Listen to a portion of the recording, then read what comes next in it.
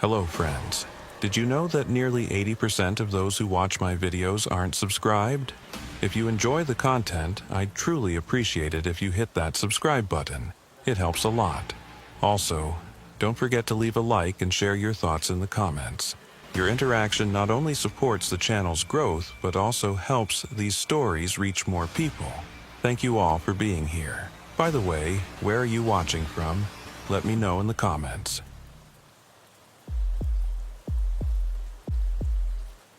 The call came on a Tuesday morning in late September at 2:17 a.m. I was still awake, sitting in the field office in Baton Rouge, drinking a cup of coffee that had gone cold 2 hours earlier.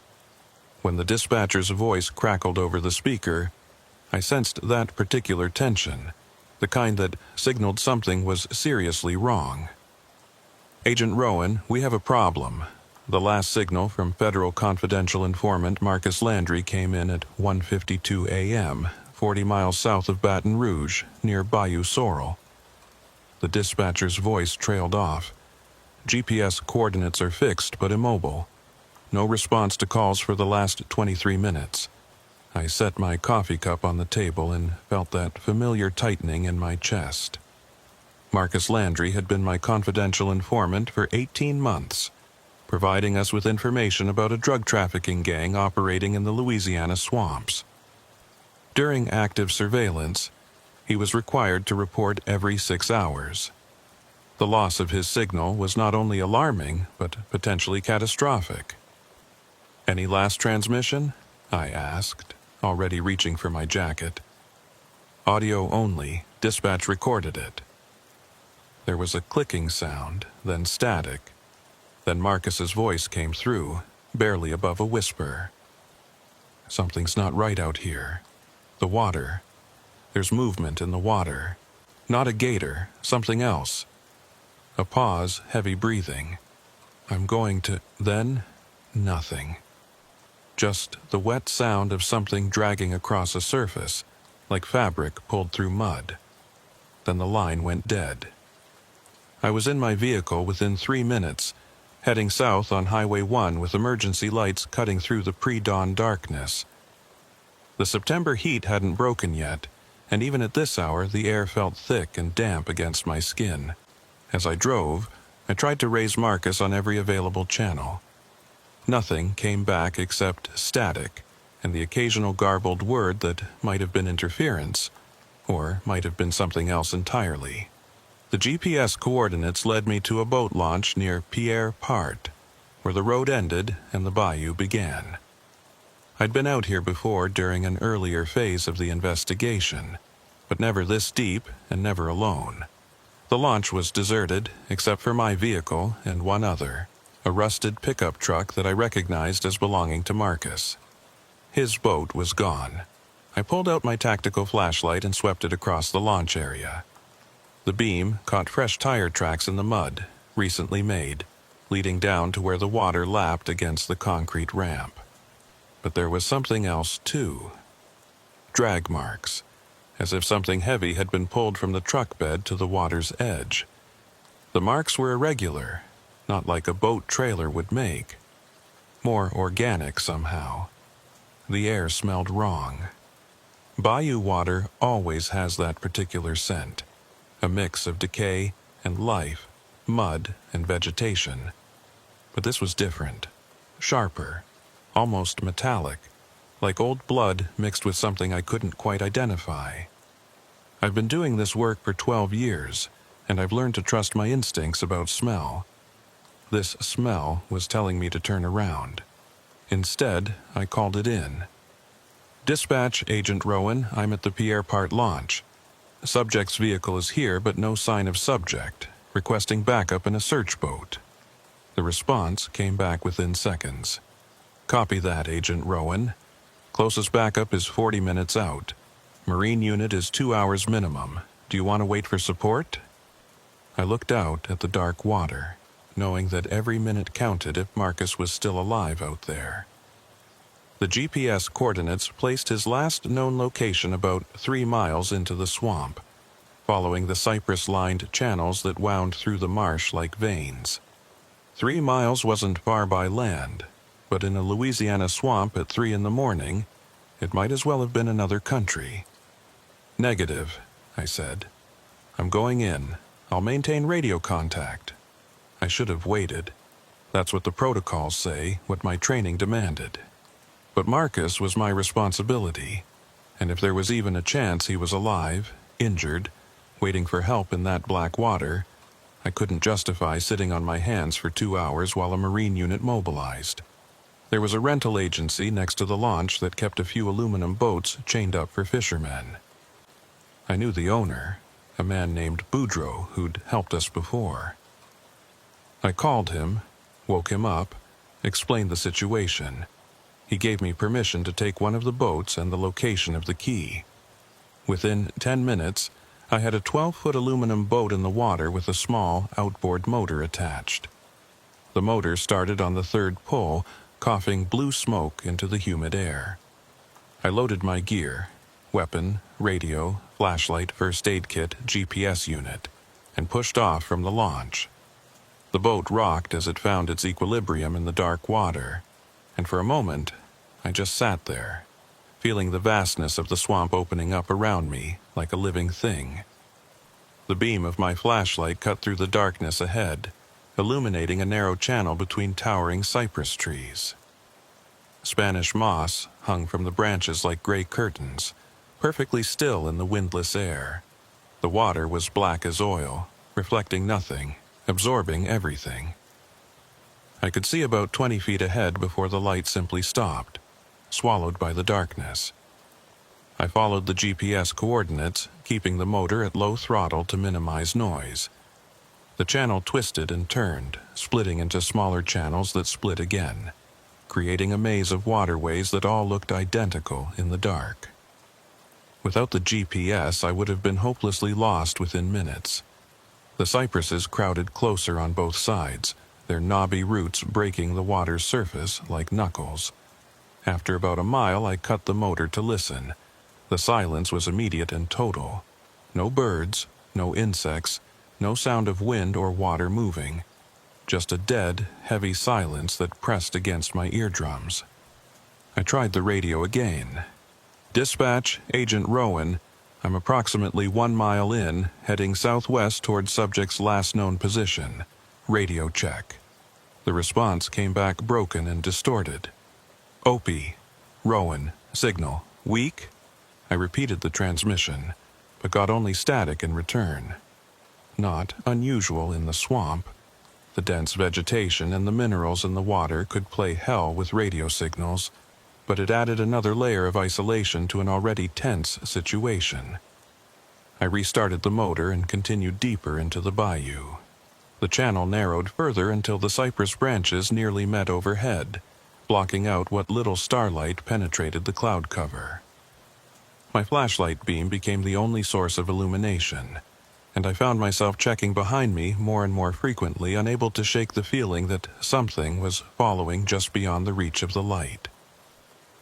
At the 2-mile mark, I saw the first sign of Marcus, a piece of his equipment, a waterproof document bag we'd issued him, floating in the water near the base of a large cypress. I cut the motor and drifted closer, using an oar to fish the bag out of the water. It was open, empty, the seal broken. Marcus wouldn't have opened it out here unless something had gone seriously wrong. I played the flashlight beam across the surrounding water, looking for any other signs. That's when I noticed the marks on the cypress trunk. Long, parallel gouges in the bark, fresh enough that the wood underneath still showed pale and raw. 4 marks, evenly spaced, starting about 3 feet above the waterline and dragging down, like something with claws had tried to climb the tree, or pull itself up from the water. The hair on the back of my neck stood up. Louisiana gators don't climb trees, and even if they did, their claws don't make marks like that. These were too deliberate, too evenly spaced, almost like fingers. I checked the GPS. Marcus's last known position was less than half a mile ahead, where the channel opened into a wider area marked on the map as Cypress Sink. I'd never been there before, but I'd heard the local fishermen talk about it. A deep pool surrounded by ancient cypress trees. A place where the water was said to be over 30 feet deep in the center. They said things got lost in Cypress Sink. Boats, equipment, people. The water had a current there that pulled things down and never gave them back. As I approached the sink, the channel widened gradually, the cypress trees spreading out to form a rough circle around a pool of dark water. The surface was perfectly still, like glass, reflecting the beam of my flashlight back at me. I cut the motor again and let the boat drift into the open area. "Marcus," I called out, my voice sounding small and flat in the open air. "Marcus Landry, can you hear me? It's Agent Rowan." Nothing. Not even an echo. The sound just died, absorbed by the water and the trees as if it had never existed. I checked the GPS again. The coordinates placed Marcus's last signal right here, in the center of Cypress Sink. I played my flashlight across the water, looking for any sign of him or his boat. The beam caught something near the far edge of the sink, a shape that didn't belong. I paddled closer, my heart rate climbing. It was Marcus's boat, or what was left of it. The aluminum hull was crumpled inward on one side, as if something had grabbed it and crushed it like a beer can. It was partially submerged, the bow pointing up at an angle, while the stern sat below the waterline. There was no sign of Marcus. I brought my boat alongside and examined the damage more closely. The metal was bent inward in a pattern that made no sense, not like it had hit a submerged log or rock, but like it had been squeezed by something with tremendous force. The edges of the torn metal were sharp and clean, as if whatever had done this had punched through the hull from outside. Inside the boat, I found Marcus's radio and his weapon, both still secured in their cases. If he'd abandoned ship, he'd done it so quickly that he hadn't grabbed either one. There was also his phone, the screen cracked but still powered on. I picked it up carefully, noting the water damage but hoping it might still hold some information. The phone's lock screen showed 1:47 a.m., 5 minutes before his last transmission. I tried to unlock it, but the screen was too damaged to respond to touch. I bagged it as evidence, making a mental note to have the tech team pull whatever data they could from it. That's when I heard it. A sound from somewhere in the darkness beyond my flashlight beam. It started low, almost subsonic. A rumble that I felt in my chest more than heard with my ears. Then it rose in pitch, becoming something between a groan and a hiss. Wet, organic, utterly unlike anything I'd ever heard before. I spun the flashlight towards the sound, but the beam showed nothing except dark water and the black silhouettes of cypress trees. The sound continued for several seconds, then stopped as abruptly as it had started. The silence that followed was somehow worse than the sound itself. I keyed my radio. "Dispatch, this is Agent Rowan. I've located subject's boat. Vessel is damaged and subject is not on board. Requesting immediate assistance and marine unit at Cypress Sink coordinates." I read off the GPS numbers. The radio crackled back with broken words. "OP, sending, caution. They're strange. Repeat, last, dispatch. You're breaking up. Other team, sink, years, never." The transmission dissolved into static. I tried several more times to raise them, but got nothing except white noise. I was effectively on my own. I made a decision. I would do a quick perimeter search of Cypress Sink, looking for any sign of Marcus, then return to the launch and wait for backup. No heroics, no unnecessary risks. Just a systematic search of the immediate area, then retreat. I started paddling around the perimeter of the sink, playing my flashlight beam across the water and into the trees.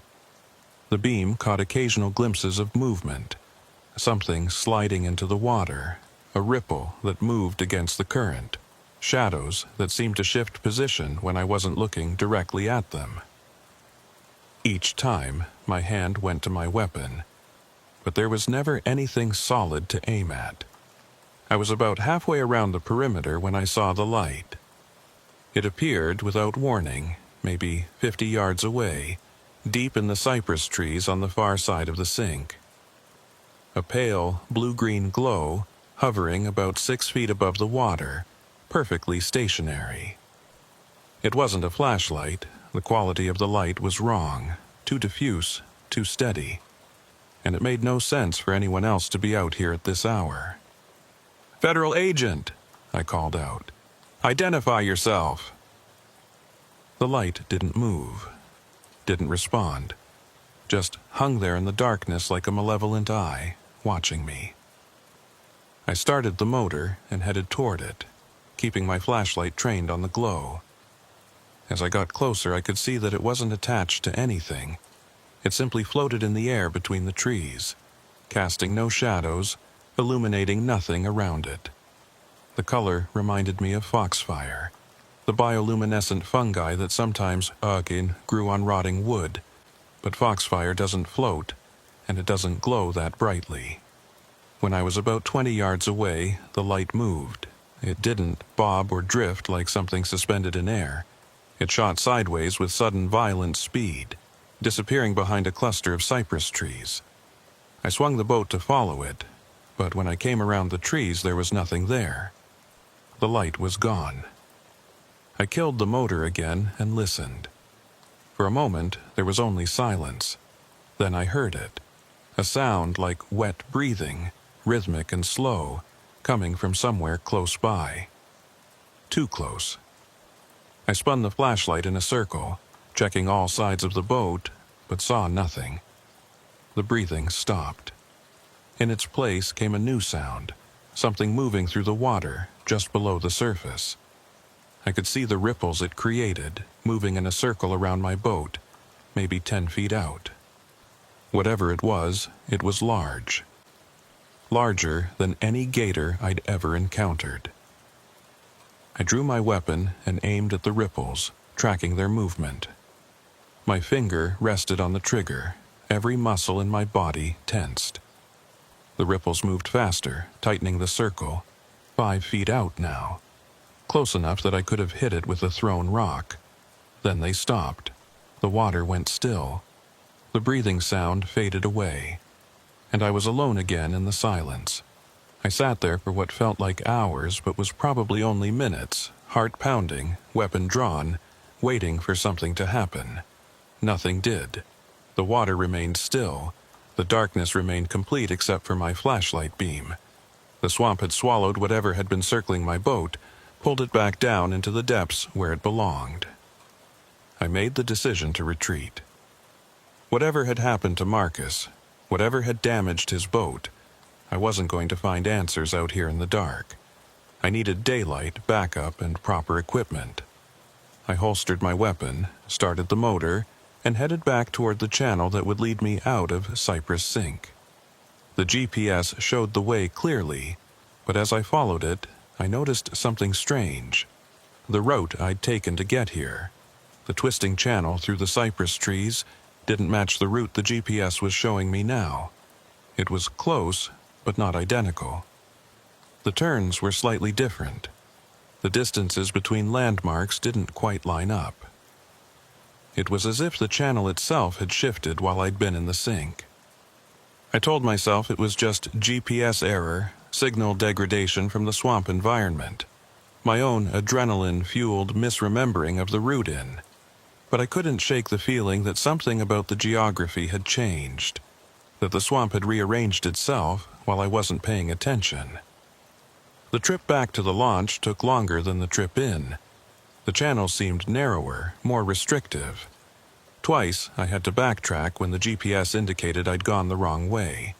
The motor sputtered several times, coughing, and nearly dying before catching again. And all the while, I couldn't shake the sensation of being followed, of something keeping pace with me just beyond the reach of my flashlight. When I finally emerged from the channel and saw the lights of the boat launch ahead, The relief was almost overwhelming. The sun was just starting to lighten the eastern horizon, turning the sky from black to deep purple. I'd been in the swamp for nearly 3 hours, though it felt like much longer. Backup had arrived while I was gone, 2 patrol units and an FBI vehicle. Special Agent Dalton Briggs was waiting for me at the launch, along with 2 local deputies. Briggs was a veteran agent, 20 years with the Bureau, and someone whose judgment I trusted implicitly. "Rowan," he called out as I tied up the boat. "You look like hell. What happened out there?" I climbed out of the boat, my legs unsteady on solid ground. "Marcus is gone. I found his boat, damaged, no sign of him. Something's wrong out there, Briggs. Something that doesn't fit." I spent the next hour giving my report while the sun came up over the bayou. I told them everything: the damaged boat, the strange sounds, the light, the movement in the water. I could see the skepticism in some of their eyes, the way Briggs's expression tightened when I described the floating light and the breathing sounds. But he didn't interrupt, and he didn't dismiss anything I said. "The Marine unit is on its way," he said when I finished. "They'll do a full search of Cypress Sink and the surrounding area. We're also bringing in a dive team from New Orleans. If Marcus is in that water, we'll find him." But they didn't. The Marine unit searched for 3 days, covering every inch of Cypress Sink and the channels around it. The dive team went down as deep as they could safely go, probing the murky bottom with specialized equipment. They found nothing. No body, no additional evidence, no explanation for what had happened to Marcus Landry. They did find something else, though. When the dive team examined Marcus's boat more closely in daylight, they discovered traces of an organic compound in the damaged metal, something the initial analysis couldn't identify. It wasn't fish slime, wasn't plant matter, wasn't anything in the standard database. The lab kept the samples for further analysis, but no conclusive results ever came back. The official report listed Marcus Landry as missing, presumed dead, cause unknown. The investigation was kept open but moved to cold case status after 6 months. The drug trafficking operation we'd been investigating fell apart without Marcus's intelligence, and the people he'd been feeding us information about scattered to the wind. But that's not the end of the story. At least not for me. I went back to Cypress Sink 3 more times over the following weeks. Always in daylight. Always with backup. I wanted to understand what I'd encountered that night, to find some rational explanation for the sounds, the light, the movement in the water. Each time the place seemed different, quieter, emptier, more like just another Louisiana swamp and less like the malevolent presence it had felt like in the darkness. The floating light never appeared again. Neither did the breathing sounds or the circling ripples. It was as if whatever had been there that night had retreated back into the deep places, content to remain hidden in the daylight world. But sometimes, late at night when I'm trying to fall asleep, I hear it again. That wet, dragging sound from Marcus's last transmission. The sound of something moving through water. Something that doesn't belong. And I remember that circle of ripples around my boat, the way they tightened like a noose, the way they stopped just before reaching me.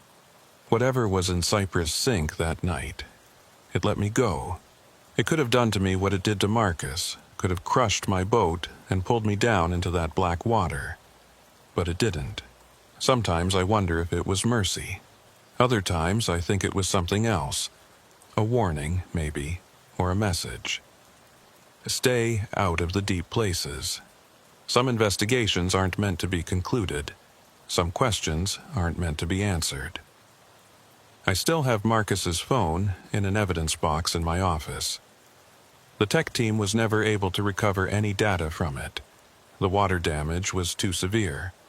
But sometimes, late at night, I take it out and look at it, remembering that night in the swamp, remembering the sound of that thing breathing in the darkness.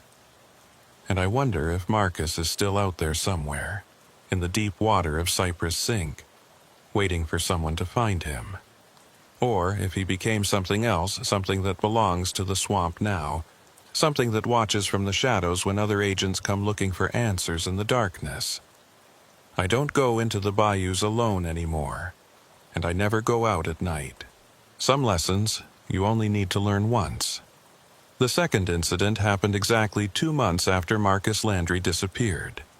By then, I'd almost convinced myself that what I'd experienced in Cypress Sink had been a combination of stress, darkness, and an overactive imagination.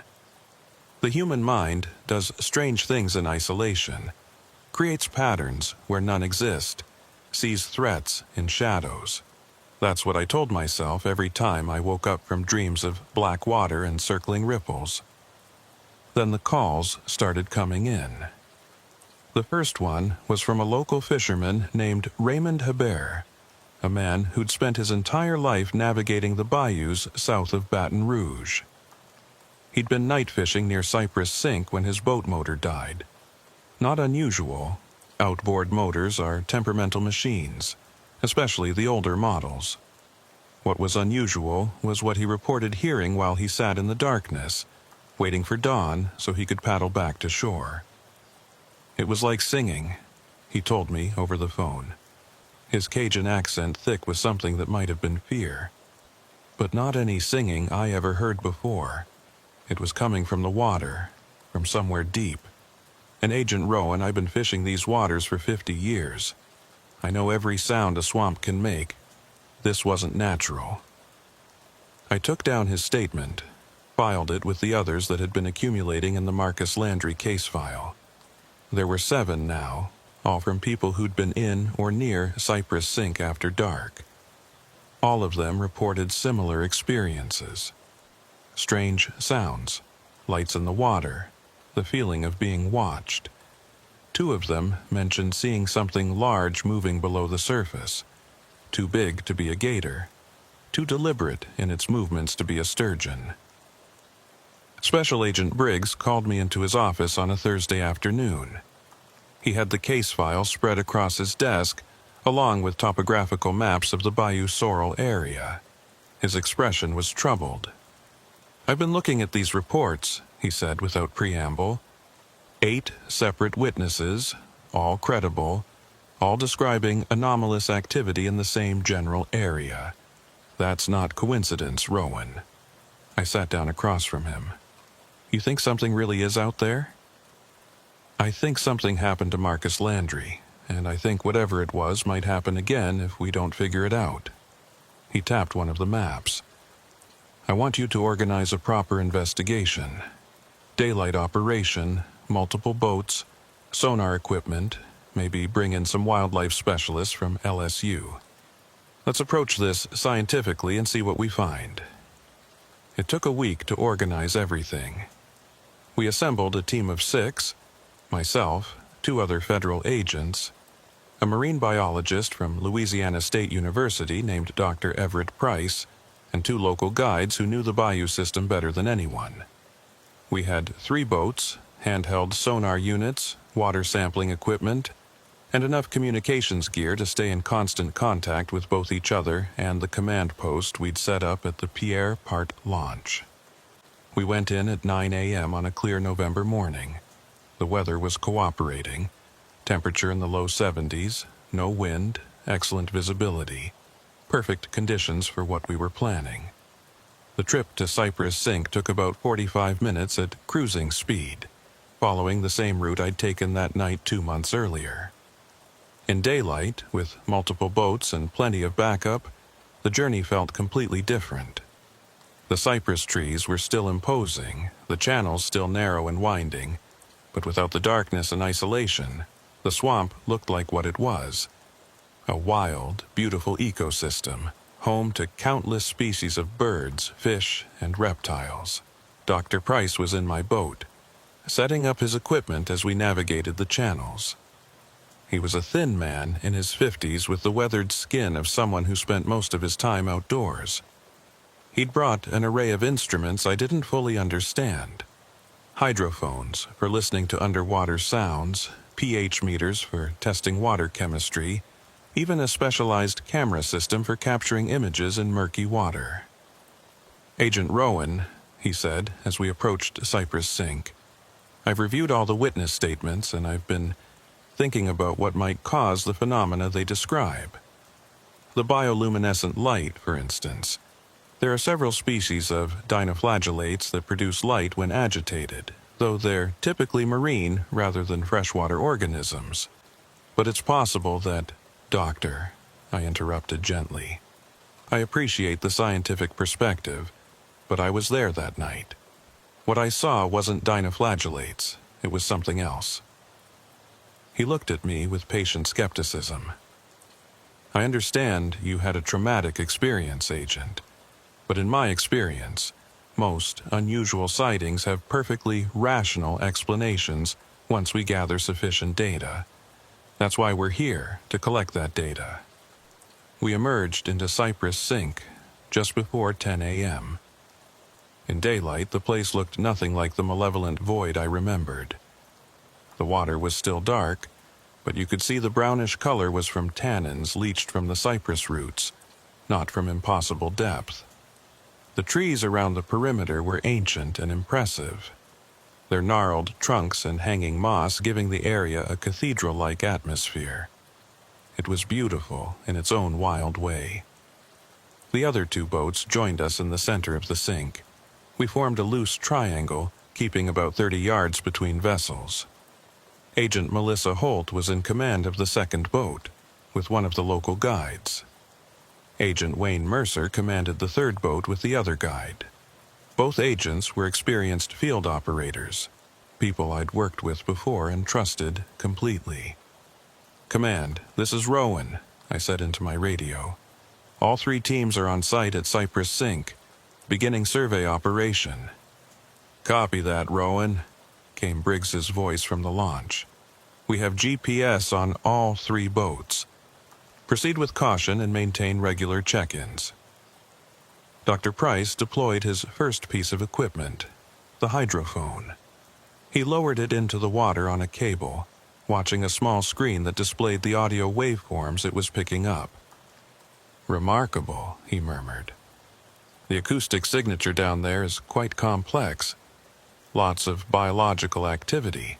Fish, invertebrates, possibly some mammals. Nothing unusual so far." I looked over at where Marcus's boat had been found, now long since towed away for evidence. The memory of that crushed aluminum hull was still vivid in my mind. "Doctor, how deep is this sink? The local fishermen say it's 30 feet or more in the center." Price consulted another instrument. "Sonar is reading interesting. The bottom is uneven. Looks like there's a depression in the center, possibly a sinkhole. The deepest point is measuring at 43 feet. Quite deep for a bayou system. 43 feet. Deep enough to hide a body. Deep enough to hide something larger than a body." Agent Holt's voice came through the radio. "Rowan, I'm getting some strange readings on my fish finder, showing a large mass at about 20 feet, maybe 50 yards to your northeast. Moving slowly." I turned my boat in that direction, Dr. Price still monitoring his equipment. "How large?" "Hard to say. The return is diffuse, not solid. Could be a school of fish, could be a large submerged log, could be... hell, I don't know what else it could be." As we motored toward the contact, Price's hydrophone suddenly came alive with sound. He adjusted the volume, and we could all hear it. A low-frequency rumble, almost subsonic, that seemed to be coming from somewhere deep below us. It rose and fell in a rhythmic pattern, not quite regular enough to be mechanical, but too regular to be random. "That's not any fish I've ever recorded," Price said, his earlier skepticism replaced by intense focus. "The frequency is too low, and the pattern is too complex. It's almost like vocalization, communication, maybe." The sound continued for about 30 seconds, then stopped abruptly. Price played it back, analyzing the waveform on his screen. If I didn't know better, I'd say this was whale song. But we're in a freshwater bayou in Louisiana, so that's impossible. I keyed my radio. All units, did everyone hear that sound through the hydrophones? Both other boats confirmed they had.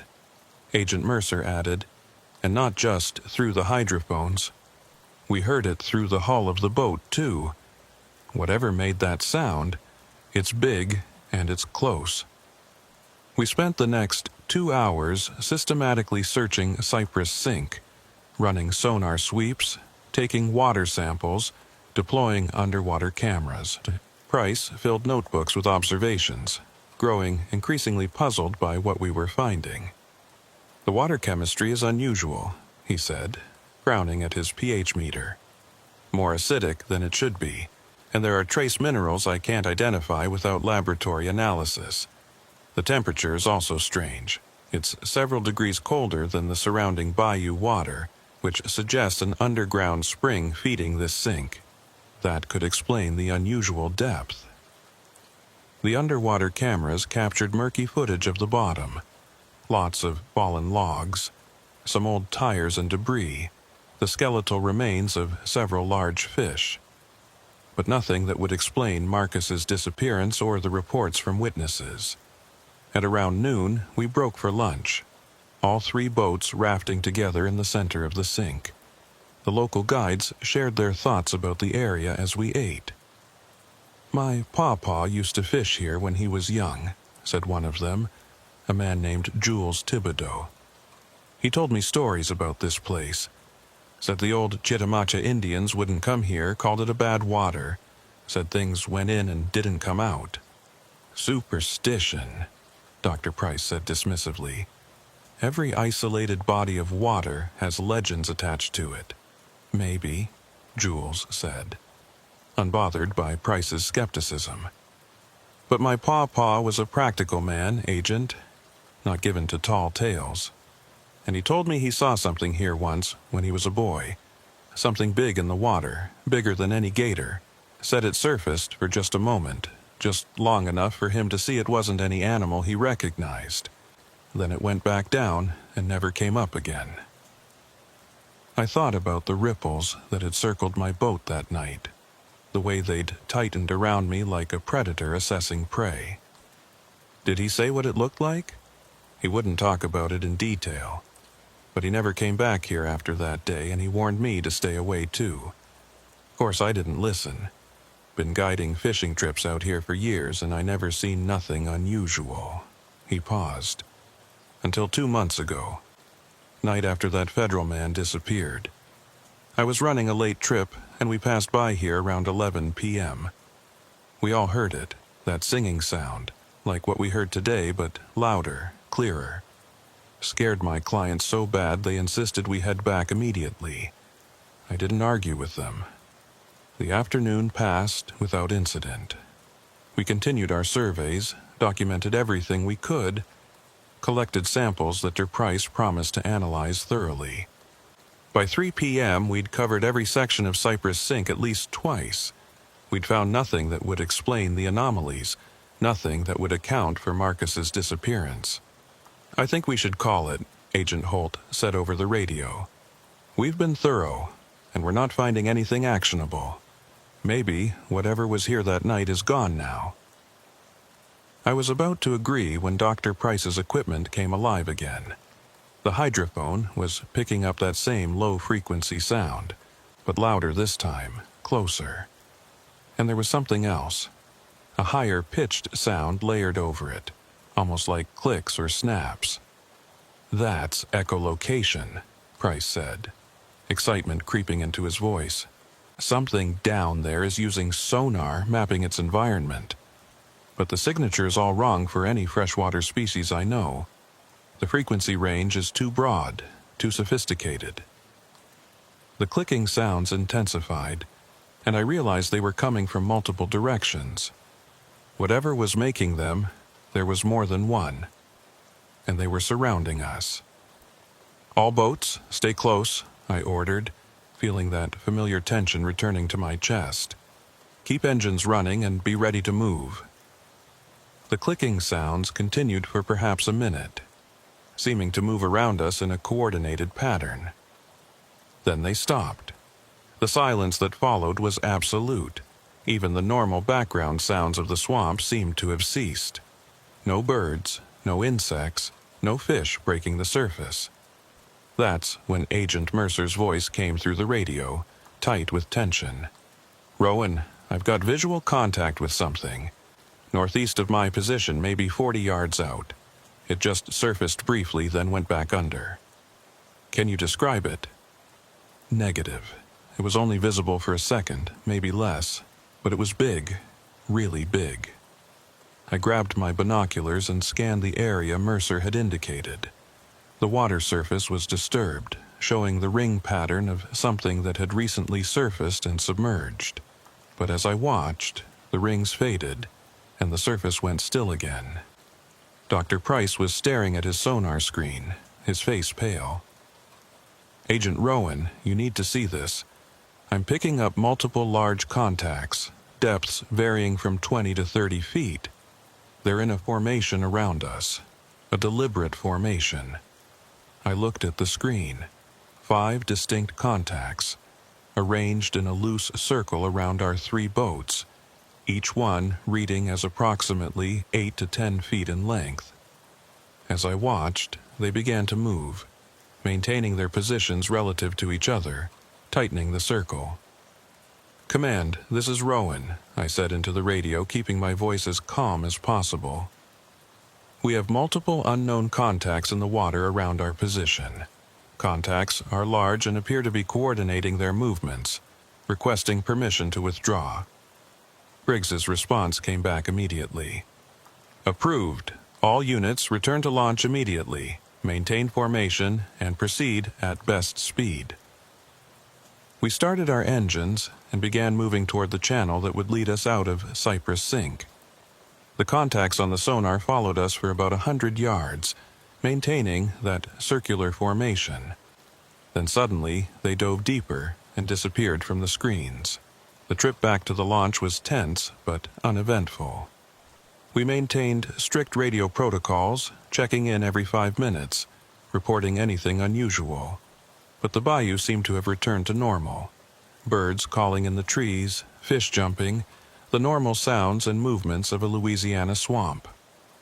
When we reached the launch, Briggs was waiting with the full debriefing team. We spent the next 3 hours going over every detail of what we'd observed, reviewing the sonar data, analyzing Dr. Price's recordings. The hydrophone sounds were particularly interesting. When Price slowed them down and filtered them through various audio processing software, they revealed a complex structure that suggested intentionality. "If I didn't know these were recorded in a Louisiana bayou," one of the audio technicians said, "I'd swear these were whale communications. The complexity, the patterning, the apparent meaning embedded in the variations, it's remarkably similar to humpback whale song." But whales don't live in Louisiana bayous, and even if one had somehow gotten trapped in the swamp system, it couldn't survive in the shallow freshwater environment for long. Whatever we'd encountered in Cypress Sink wasn't a whale. Dr. Price spent weeks analyzing his samples and data. His final report was cautious but troubling. The water samples contained organic compounds he couldn't fully identify. The acoustic recordings suggested the presence of large, possibly intelligent aquatic life, and the sonar data indicated coordinated behavior that was highly unusual for any known freshwater species. But he stopped short of making any definitive claims about what we'd found.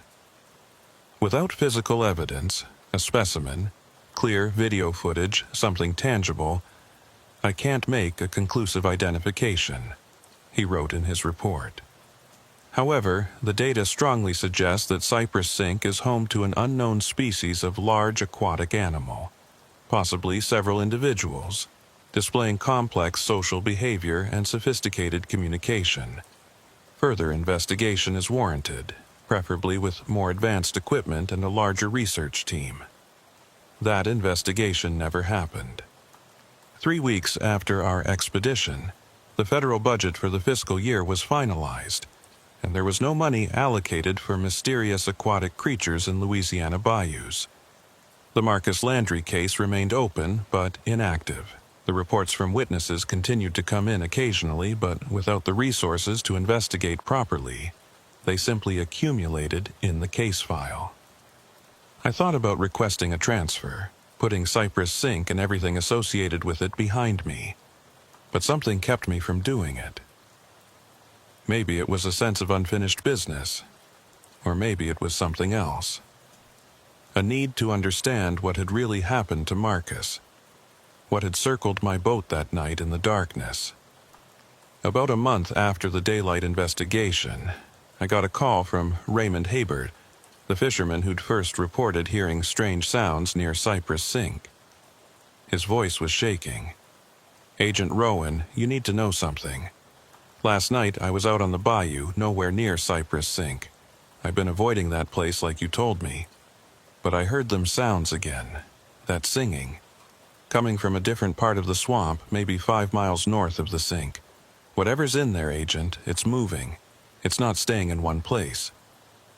I took down the location and passed the information along to Briggs. He looked at the map, then at me, and I could see the same thought in his eyes that was forming in my mind. If there were multiple creatures and if they were mobile, then Cypress Sink wasn't a contained situation. It was potentially much larger, much more complicated than we'd imagined. But without physical evidence, without clear proof of what we were dealing with, there was nothing we could do except continue to monitor the situation and hope that no one else disappeared into the bayou's black water. I still go out to Cypress Sink sometimes, usually in daylight, always with backup.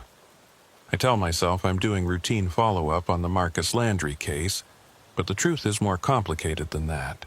I'm drawn to that place in a way I don't fully understand, as if some part of me needs to go back, needs to see it again, needs to remember.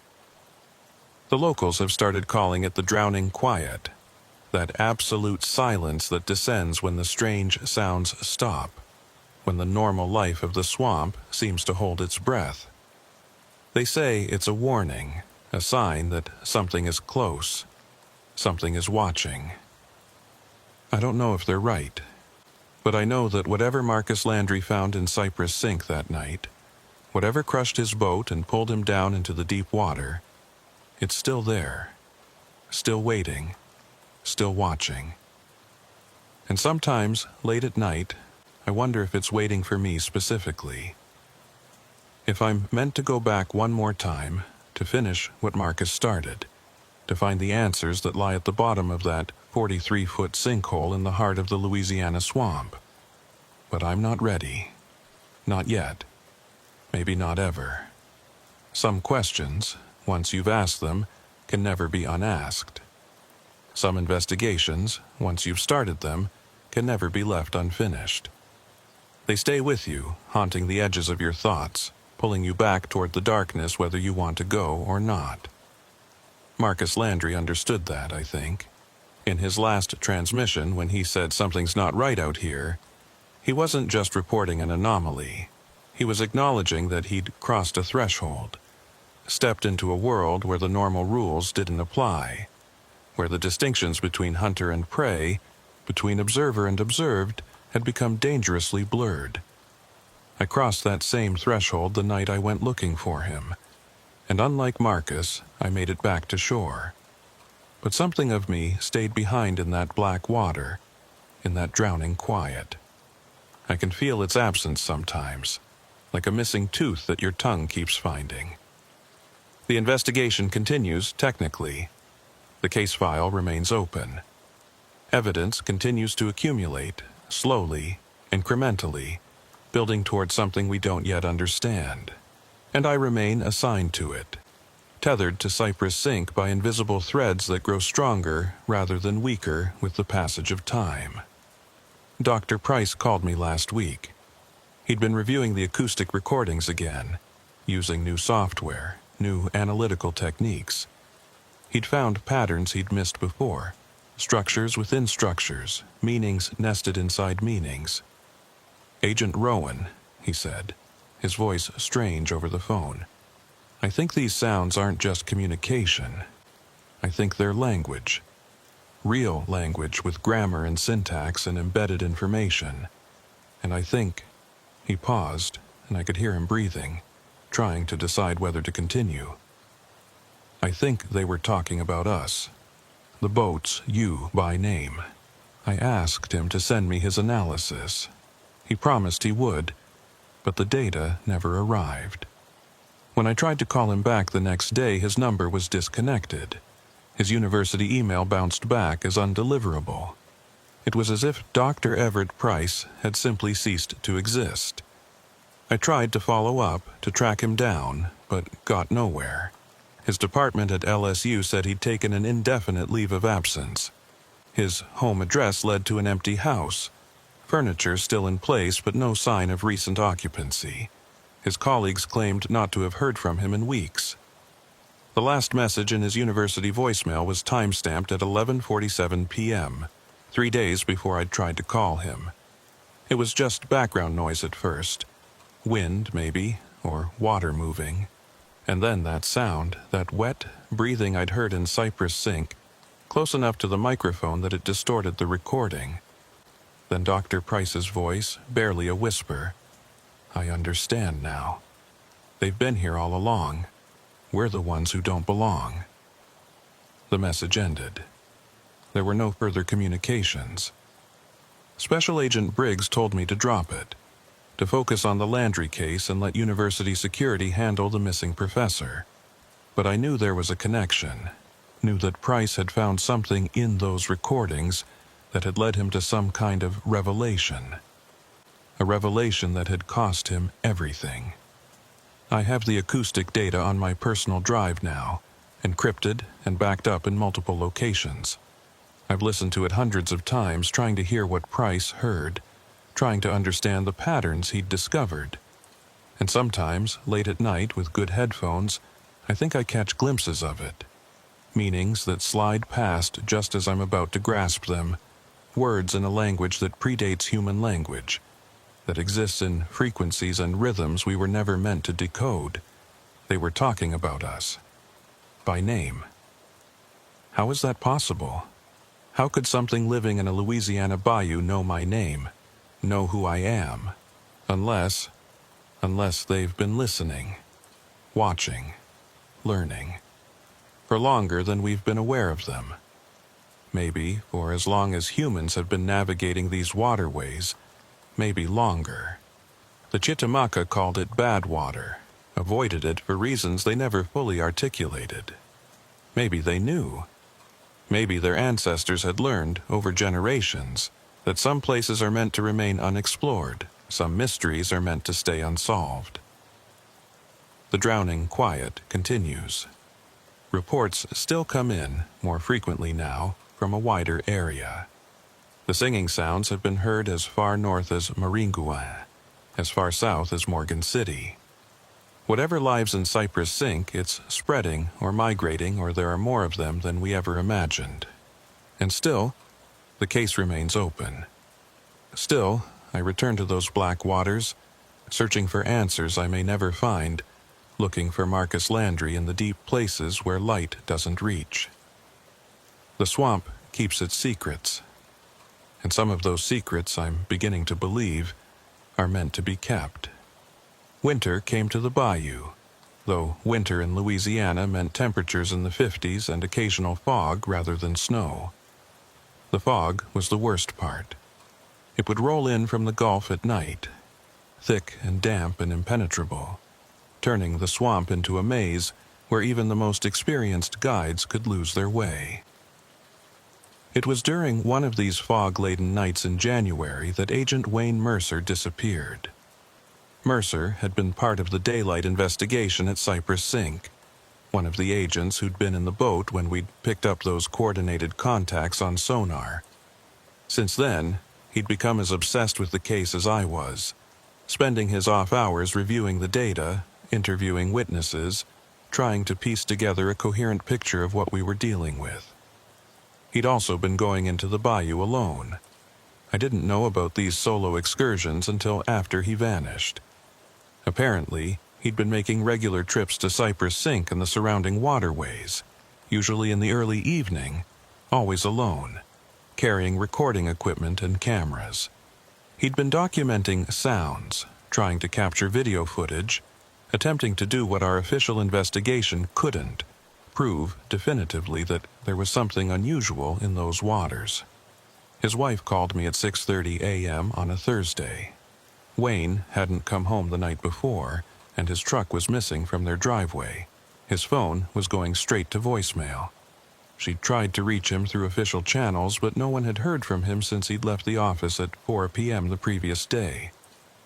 I knew immediately where he'd gone. By 7 a.m., I was at the Pierre Part launch with a search team. Mercer's truck was there, parked in the same spot where Marcus Landry's truck had been found 4 months earlier. His boat was gone. According to the launch attendant, Mercer had arrived around 5:30 p.m. just before dusk and headed south into the bayou. He hadn't returned. Special Agent Briggs pulled me aside before we launched our own boats. "Rowan, I need you to be straight with me. Has Mercer been going out there alone? Has he been conducting unauthorized investigations?" I couldn't lie to him. I don't know for certain, but it's possible. He's been as invested in this case as I am, maybe more so. Briggs's jaw tightened.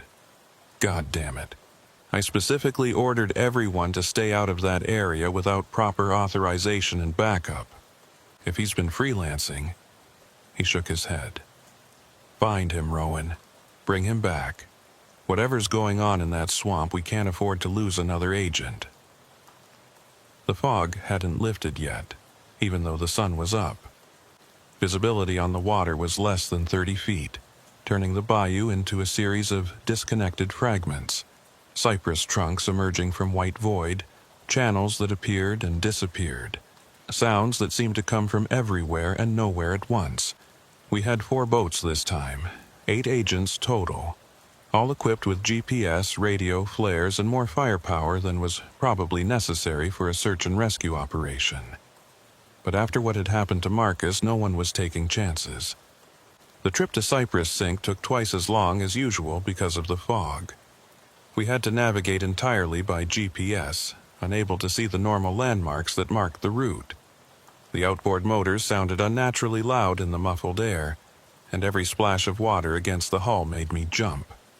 My boat partner was Agent Melissa Holt, who'd also been part of the original daylight investigation. She was scanning the fog with a thermal imaging camera, hoping to pick up any heat signatures that might indicate Mercer or his boat. "Nothing yet," she said. "Just ambient temperature variations. The fog is making everything look like heat sources." We reached Cypress Sink around 9 a.m. The fog was even thicker there, reducing visibility to less than 20 feet. The 4 boats formed up in a line and began a systematic sweep of the area, moving slowly, calling out Mercer's name every few minutes. There was no response except our own voices, strangely flat and echoless in the fog. After an hour of searching, we found Mercer's boat. It was drifting near the eastern edge of the sink, engine off, no sign of damage. When we pulled alongside, we found his equipment still aboard. Camera, audio recorder, GPS unit, even his weapon and badge. Everything except Mercer himself. The camera was still on, its memory card nearly full. The audio recorder showed that it had been running until approximately 11:45 p.m. the previous night, then had been manually shut off. His GPS unit showed his position history. He'd arrived at Cypress Sink at 6:17 p.m. and had remained in the area for the next 5.5 hours, moving in a low, systematic pattern that suggested he'd been searching for something. I pulled the memory card from the camera and inserted it into a ruggedized laptop we'd brought along. The footage showed Mercer setting up his equipment as daylight faded, positioning cameras and hydrophones in the water, settling in to wait and watch. The early footage was routine. Shots of the darkening water, the cypress trees, occasional fish breaking the surface. Mercer's voice provided occasional narration. 1840 hours, no activity. Water temperature is 54 degrees. Fog starting to roll in from the south. As darkness fell, the footage became less useful. The camera couldn't capture much in the low light, just occasional shapes and shadows. But the audio track was clear. We could hear Mercer breathing, the sound of water lapping against his boat, the distant calls of night birds. Then, at 10:23 p.m., according to the timestamp, we heard it. That same low-frequency sound we'd recorded during the daylight investigation, but closer, much closer. And Mercer's response, "There it is. Oh Jesus, there it is. I'm seeing movement in the water, approximately 15 yards northeast. Something large. Multiple somethings. They're surfacing." The camera swung around, but the night vision function wasn't on, so the footage showed only darkness with occasional reflections of moonlight on water. But the audio was crystal clear, splashing sounds, that wet breathing we'd heard before, and Mercer's voice tight with excitement or fear or both. "They're circling the boat. I count at least 5 separate contacts. They're looking at me. I can see their eyes reflecting my flashlight. God, they're huge." A long pause, filled only with the sounds of movement in water and Mercer's rapid breathing. Then, "I'm going to try to communicate. I'm going to play back the recordings from last month, see if they respond." We heard the hydrophone recording start to play. Those same whale-like sounds Dr. Price had captured, the ones he'd believed were language. The sounds echoed across the water, tinny and strange from the boat's speakers. For a moment, nothing happened. Then the responses came, multiple sources, surrounding Mercer's boat. The sounds were different from the recorded ones, higher-pitched, more complex, as if in answer to what Mercer had played. And underneath them, we could hear Mercer's voice, barely a whisper. "They're answering. They're actually answering. This is incredible. This is..." The recording cut off abruptly. Not gradually, not with any sound of something going wrong, just stopped. As if Mercer had reached over and hit the off button. But Mercer's audio recorder had kept running for another 22 minutes. I pulled the recorder from its mount and played those final minutes through the laptop's speakers. All of us listened in silence, our boats drifting in the fog. For the first few minutes after the camera stopped, there was only silence. Then Mercer's voice, so quiet we had to turn the volume all the way up to hear him. "I understand now. Price was right. They've been trying to communicate with us. We just didn't. We couldn't comprehend the scale of what they were saying." A long pause, then, "They're showing me something. In the water. They want me to see. I'm going to look." The sound of Mercer moving in the boat, leaning over the side. Then a sharp intake of breath. Oh God, it's Marcus.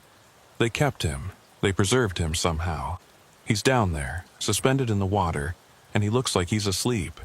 But he's not asleep. He's part of it now. Part of their, I don't know what to call it, their colony, their collective. Another pause, longer this time. When Mercer spoke again, his voice had changed. Calmer, almost peaceful. "They're asking if I want to join. Not in words, but I understand them.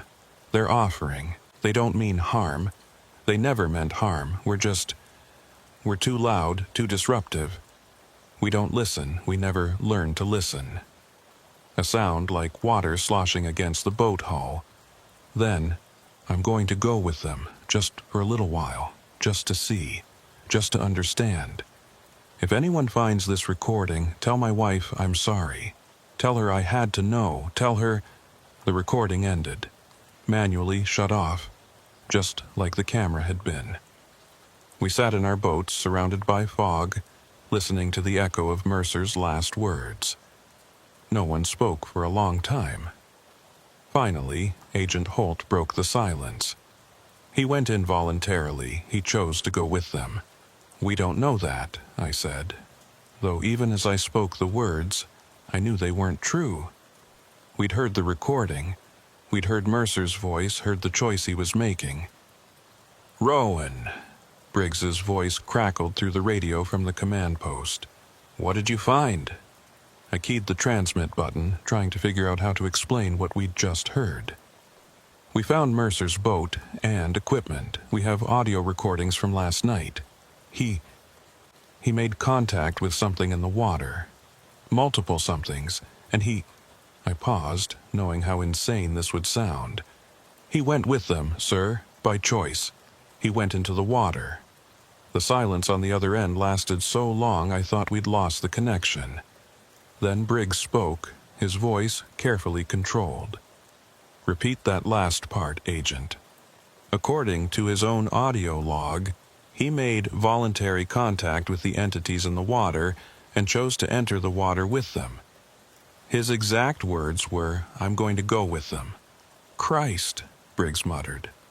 Then louder, "All units, continue search. Focus on the water around Mercer's boat. If he's down there, we need to find him."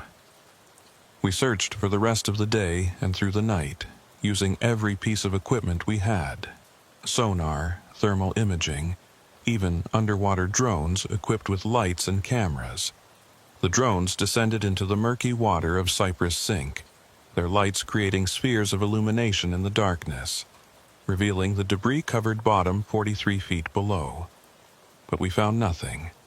No sign of Mercer, no sign of Marcus Landry, no sign of whatever creatures had been circling Mercer's boat the night before. The sink was empty, lifeless. Just another deep hole in a Louisiana bayou. Except we knew it wasn't empty. We'd heard the recordings. We'd seen the sonar contacts. We knew something was down there, something large and intelligent enough to communicate, to coordinate its movements, to understand human language and respond to it. Something that had taken Marcus Landry and kept him, preserved him in some way we didn't understand. And now it had taken Wayne Mercer, who had gone willingly into those black waters, seeking understanding. The official report listed Mercer as missing, presumed drowned.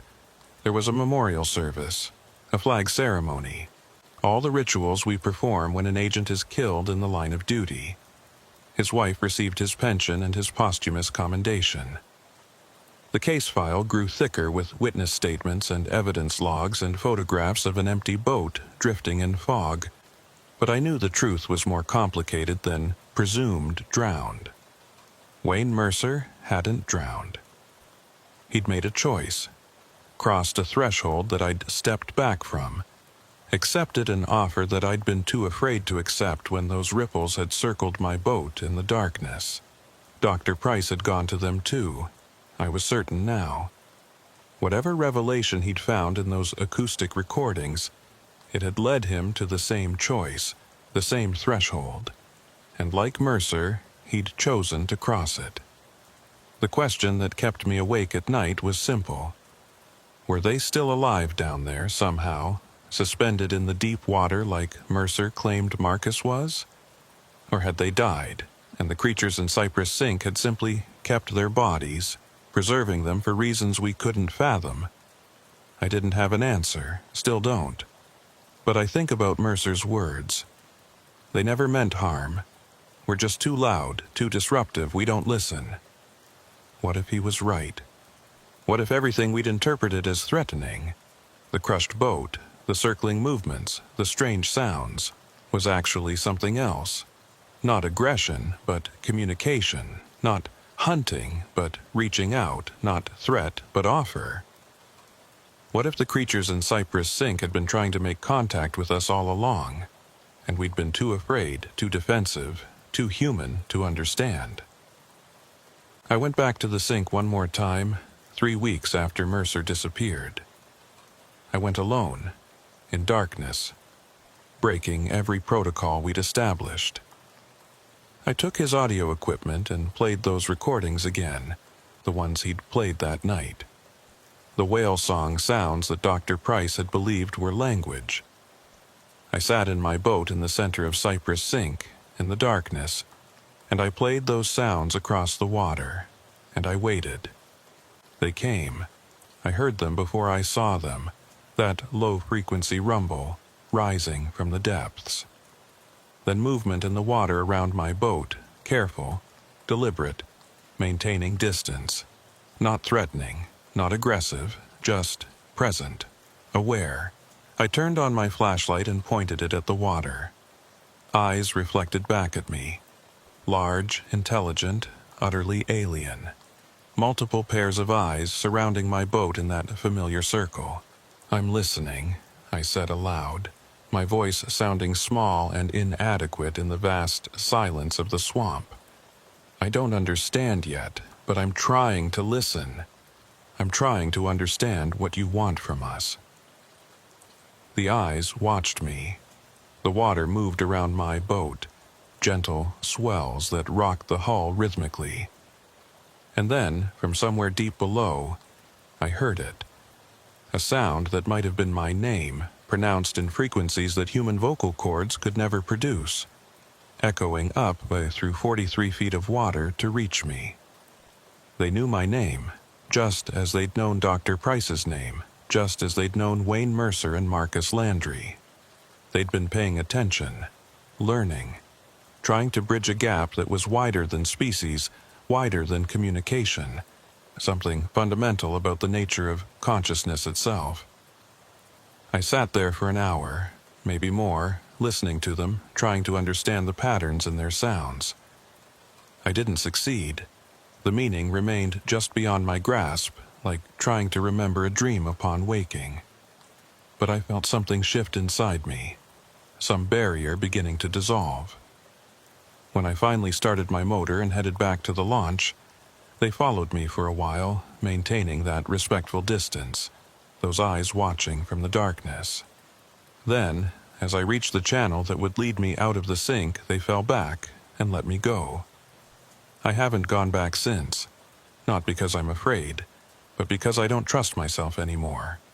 I understand now what happened to Mercer, to Price, maybe even to Marcus. I understand the temptation to cross that threshold, to go down into the deep water and become part of something larger, something older, something that exists outside the narrow boundaries of human experience. The offer is still open. I can feel it sometimes, late at night, like a thread connecting me to those black waters. All I have to do is return one more time and say yes. Say I'm ready to listen, ready to understand, ready to join them in whatever strange communion they maintain in the depths. But I'm not ready. Maybe I never will be, because unlike Mercer, unlike Price, I'm still too human, too attached to this world of air and sunlight, too afraid of what letting go might mean. The case file remains open. Reports still come in.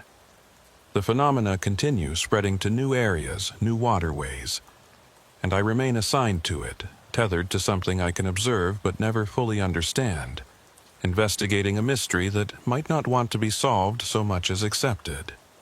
The echo game continues. They call, and we respond, and neither side fully understands what the other is trying to say. But the conversation continues in frequencies below hearing and in patterns that dance at the edge of comprehension. And sometimes in the quiet moments before sleep, I hear my name again, pronounced in those impossible tones, rising up from some deep place within my own consciousness, inviting me, waiting for me. I know I'll go back eventually. It's not a question of if, but when. The connection is too strong now, the pull too insistent. They've marked me somehow, just as they marked Mercer and Price and Landry before me. And when I do go back, when I finally cross that threshold, I wonder if I'll have the strength to return. Or if I'll make the same choice they did, accepting the offer, descending into those black waters to join whatever strange collective dwells in the depths of Cypress Sink. The swamp keeps its secrets, but it also makes its offers, And sooner or later, everyone has to decide which is more important, keeping your secrets or accepting the truth, no matter how alien and terrifying it might be.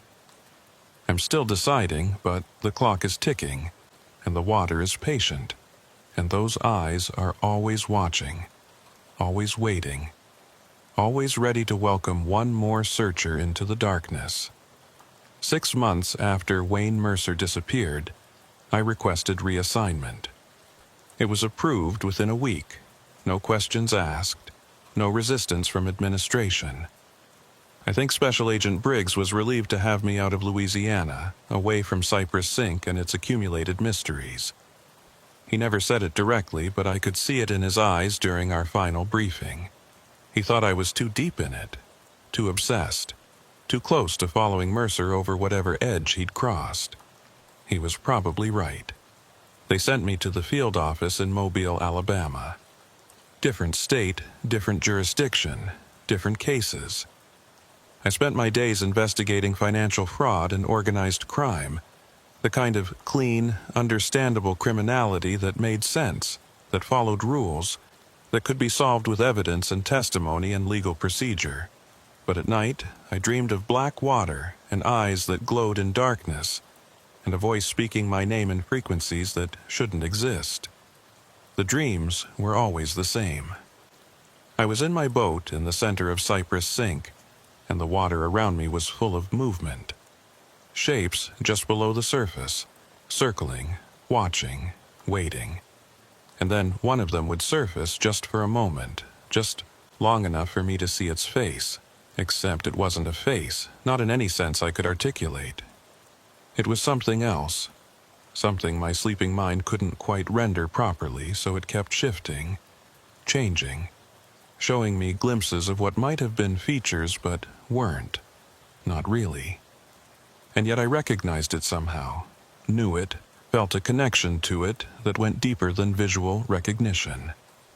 And then I would wake up, gasping, covered in sweat, my hands gripping the sheets like they were the edges of a boat that was about to capsize. I tried to put it behind me, I really did.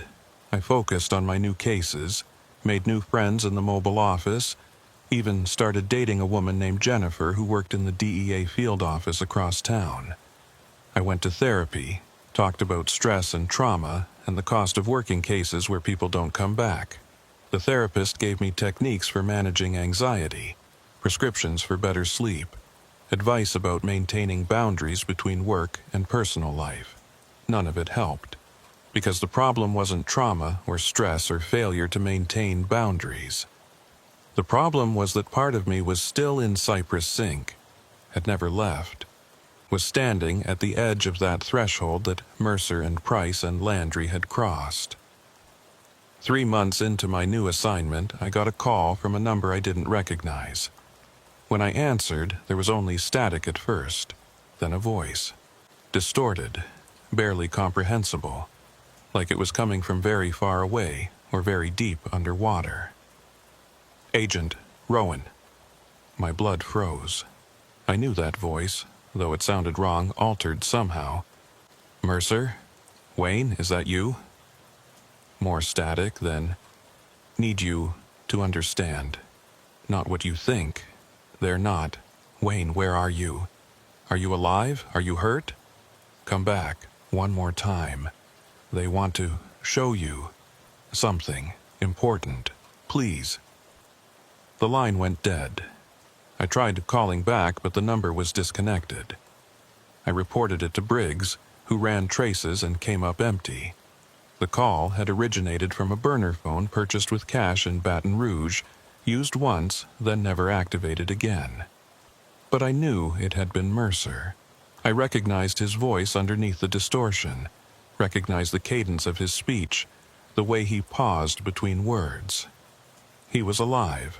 Somehow, impossibly, he was alive. And he wanted me to come back.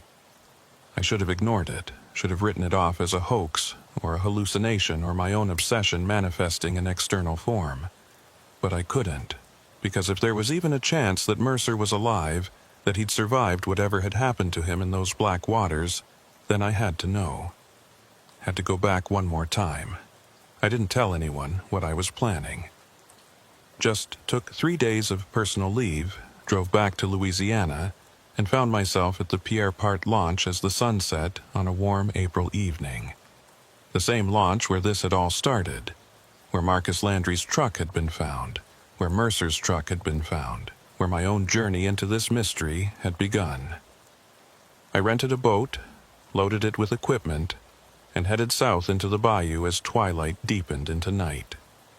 I knew the way by heart now, every turn, every landmark, every twist in the channels that led to Cypress Sink.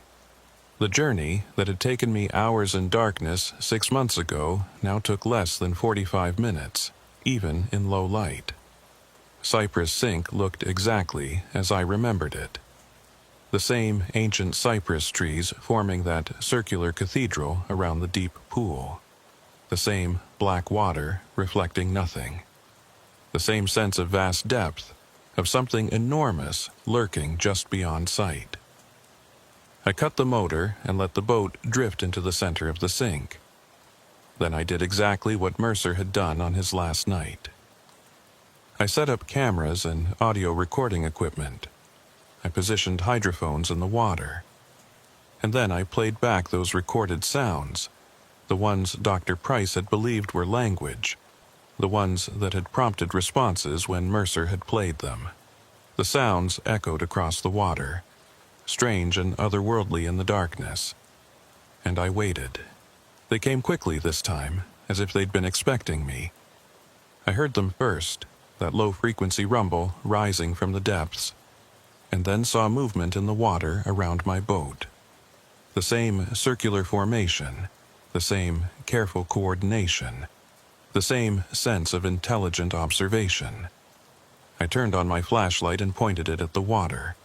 Multiple pairs of eyes reflected back at me from the darkness. But this time, instead of maintaining distance, one of them came closer. Close enough that I could see more than just eyes. It surfaced about 10 feet from my boat, and my brain struggled to process what I was seeing. It was large, maybe 12 feet long, with a smooth, dark skin that looked almost reptilian but moved with a fluidity that was more mammalian. The head was elongated, streamlined, with those enormous eyes positioned forward like a predator's. But the intelligence in those eyes was impossible to ignore. This wasn't an animal acting on instinct. This was something thinking, choosing, communicating. And then it spoke, not in words. It had no vocal apparatus that I could see that would produce human speech, but in images somehow projected directly into my mind. I saw Marcus Landry, not as I'd known him but as he was now, suspended in the deep water, his body changed, transformed into something that could survive in those depths. He wasn't dead. He was different. Still conscious, still aware, but no longer entirely human. I saw Wayne Mercer, too, similarly transformed, similarly suspended in the depths. And Dr. Everett Price, who had come to them not from the bayou but from some other waterway, following the same trail of evidence and mystery that had consumed us all. They weren't prisoners. They weren't victims. They were something else. Volunteers, converts, translators between two forms of consciousness that had evolved in parallel on this planet but had never successfully communicated until now. The creature showed me more. Images of ancient times, of waterways before humans had names for them, of a species that had lived in the deep places for millions of years, hidden, patient, occasionally glimpsed but never fully seen. They had watched us evolve, had observed our cities and our boats and our gradual domination of every ecosystem. They had tried to communicate with us before, in previous centuries, but we had lacked the technology or the framework to understand them. Until now. Until sonar and hydrophones and audio recording equipment had given us the tools to hear their language, to detect their presence, to begin to comprehend that we were not alone in these waters. The images shifted, showing me what they wanted. Not to harm us, not to replace us, but to connect with us, to share the waters of this planet in understanding rather than ignorance, to build bridges between the world above the surface and the world below. But they needed translators. Humans who could survive in their environment, who could carry human consciousness into the depths and help them understand how to communicate with us effectively. That's what Marcus and Wayne and Price had become. Bridges between worlds, translators between species. And they wanted me to join them. I felt the offer like a physical thing, a choice that stood before me as clearly as if it had been written in the air. I could say yes. I could slip into that black water and let them transform me into whatever Marcus and the others had become. I could be part of something larger, something older, something that existed in spaces human consciousness rarely touched. Or I could say no. I could go back to Mobile, back to my clean cases and my normal life. Back to pretending that none of this had ever happened. I could walk away from the mystery, leave it unsolved, except that some questions don't have answers. Or at least, don't have answers that humans can reach without ceasing to be human. I looked into those enormous eyes and I understood what Mercer had understood, what Price had understood. They weren't monsters. They weren't threats. They were just other, different. A parallel evolution of intelligence that had taken a different path, developed in a different medium, reached consciousness through a different route. And they were offering me a chance to understand them from the inside, to become part of their world, to experience consciousness in a form I couldn't imagine from this side of the threshold. I wanted to say yes. God help me, I wanted to. The temptation was enormous, overwhelming. A pull so strong it made my hand shake and my breath catch. To finally understand, to finally know, to cross that last barrier between mystery and revelation. But I thought about Jennifer waiting for me in Mobile, about my family, who didn't know where I was or what I was doing. About all the people who depended on me, who needed me to stay human, to stay tethered to this world of air and sunlight. I thought about the cases I still had to solve, the criminals I still had to catch, the people I still had to protect, about the life I'd built, the person I'd become, the commitments I'd made to a world that existed above the waterline. And I thought about what I would lose if I said yes. Not just my human form, but my human connections, my human understanding, my human existence. I would become something else, something that could never come back, never return to the life I'd known. The choice was mine. The creature in the water made that clear. They wouldn't take me by force, wouldn't trick me or coerce me. The offer was genuine and the decision was mine alone. I looked into those eyes one more time. Then I spoke, my voice shaking but clear. I can't. I'm sorry, but I can't. Not now. Maybe not ever. I'm not ready to stop being human. The creature sank back into the water without any sign of disappointment or anger. Just acceptance. And then, one by one, the others sank as well, disappearing into those black depths, taking their offer with them. I sat in my boat for a long time after they were gone, feeling the weight of what I'd refused, the magnitude of the choice I'd made. Part of me screamed that I'd made the wrong decision, that I'd turned away from the greatest mystery I would ever encounter, that I'd chosen comfort over understanding. But another part of me felt relief. I was still human, still myself, still tethered to this world and all its mundane complications. I started my motor and headed back to the launch as the first hints of dawn began to lighten the eastern sky. The journey out felt different than the journey in, lighter somehow, as if a weight I'd been carrying had been lifted. Or maybe it felt heavier, knowing what I'd left behind in those black waters. I never told anyone about that night. Not Briggs, not the therapist, not Jennifer. I wrote up a brief report about following a lead on the Mercer case. Found nothing. Case remains unsolved. They filed it away with all the other reports, all the other unanswered questions, all the other mysteries that accumulate in bureau basements and forgotten storage facilities. But I think about it every day. Wonder if I made the right choice. Wonder what Marcus and Wayne and Price are experiencing right now, down in the depths of Cypress Sink, existing in a form I can't comprehend, understanding things I'll never know. The dreams stopped after that night, or rather, they changed. Now, instead of drowning, instead of being pulled under, I dream of standing at the water's edge, watching shapes move in the depths, knowing they're still there, still waiting, still offering. The offer remains open. They made that clear. Anytime I want to return, anytime I'm ready to cross that threshold, they'll be waiting.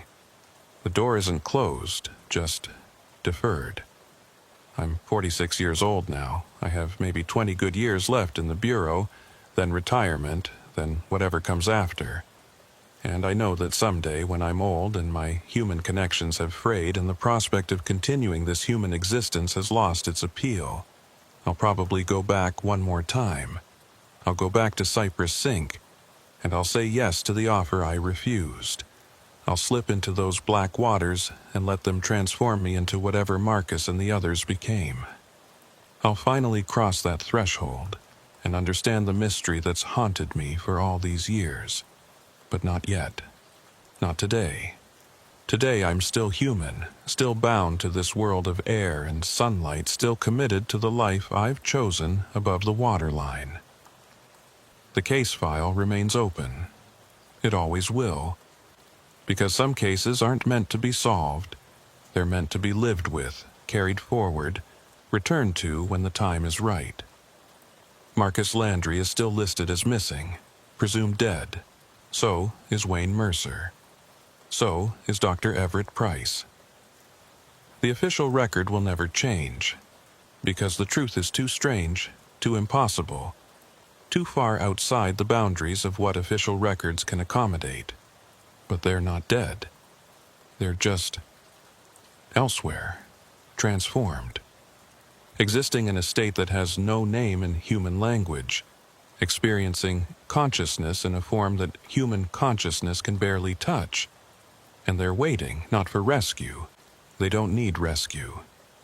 But for understanding, for connection, for more translators to bridge the gap between their world and ours. I won't be the last person to receive their offer.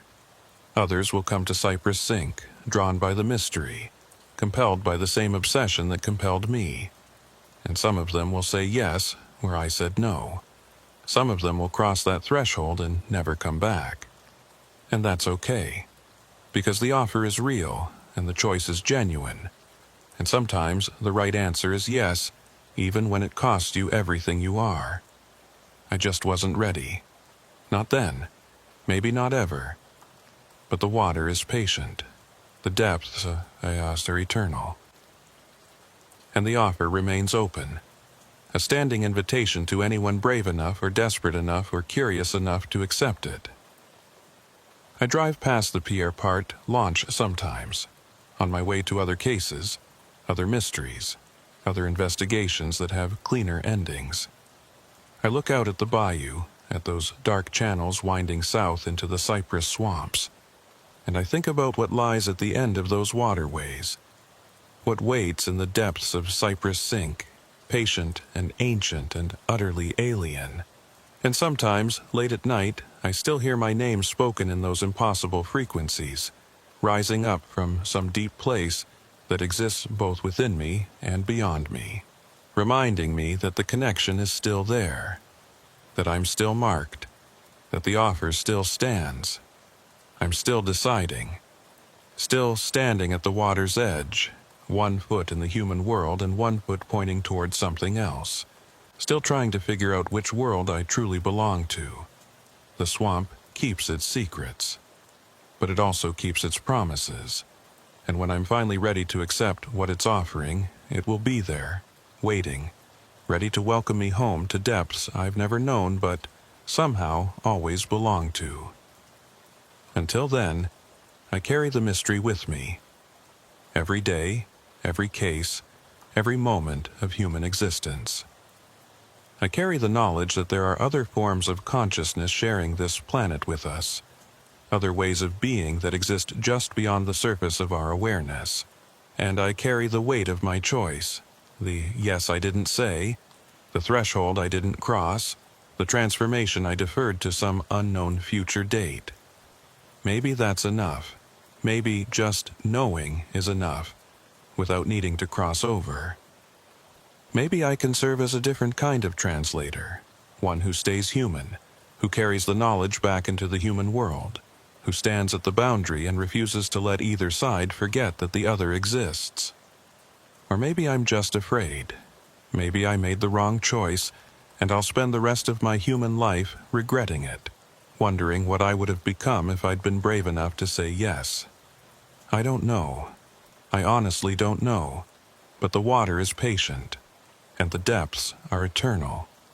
And somewhere in the black waters of Cypress Sink, Marcus Landry and Wayne Mercer and Dr. Everett Price are waiting, transformed into something I can't quite imagine, experiencing consciousness in forms I'll never fully understand unless I join them. The case remains open, the mystery endures, and I remain tethered to both worlds, too human to leave, too changed to ever fully return to who I was before that first night in the swamp when I heard Marcus's last transmission and followed his signal into the darkness. Some investigations change you. Some mysteries mark you in ways that never wash off. Some cases become part of who you are, woven into your identity so thoroughly that you can't separate the investigator from the investigation, can't distinguish between the mystery you're solving and the person you're becoming. The Cypress track case did that to me. It took Agent Jack Rowan, federal investigator, and turned him into something else, something in between, something that exists at the boundary between the known world and the deep places, between human consciousness and whatever lies beyond. And maybe that's the real answer. Maybe I don't have to choose. Maybe I can remain at this threshold, serving as a bridge, a translator, a reminder that the boundaries between worlds are more permeable than we like to believe. Or maybe I'm just delaying the inevitable. Maybe someday the pull will become too strong, the offer too compelling, and I'll find myself back at the Pierre Part launch at twilight, loading a boat with equipment I'll never use again, heading south into the bayou one final time. When that day comes, I hope I'll be ready. I hope I'll have said my goodbyes, tied up my loose ends, made my peace with the human existence I'm leaving behind. I hope I'll go into those black waters with open eyes and clear understanding, accepting the transformation for what it is, not death, not surrender, but evolution into something new. But until that day comes, I remain here, human, flawed, haunted, but human nonetheless, carrying the weight of what I know and what I've refused, standing guard at the boundary between worlds, making sure that both sides remember the other exists. The water calls, the depths whisper, the offer stands. But today, I choose air and sunlight, and the complicated, messy, beautiful human world. Tomorrow might be different, but today, this is enough. The case remains open, forever open, because some mysteries aren't meant to be solved. They're meant to be lived. And I'm still living mine, one day at a time, one choice at a time, standing at the water's edge with my feet on solid ground and my eyes on the depths, forever balanced between two worlds, forever changed by what I've seen, forever marked by the mystery I didn't solve but learned to carry. That's the real ending to the Cypress track case. Not closure, not answers, not resolution, just continuation, just the ongoing, eternal question of what lies beneath the surface, what waits in the deep places, what offers are extended from consciousnesses so different from our own that we can barely comprehend them, and the knowledge that someday, when the time is right, I'll finally have my answer. Not because I've solved the mystery, but because I've become part of it. Until then, I wait and watch and listen to the water, which never stops calling my name in frequencies I almost understand, in languages I almost speak, in voices that promise transformation and understanding, and a kind of truth that exists beyond human comprehension. The swamp keeps its secrets, and I keep mine. And somewhere in the darkness between us, Marcus and Wayne and Price wait patiently, existing in forms I can't imagine, experiencing consciousness in ways I can only dream about. One day, I'll join them. But not today. Today, I remain human. And that's enough. It has to be. I'm 63 years old now. I retired from the FBI 7 years ago with full pension and a commendation for 28 years of service.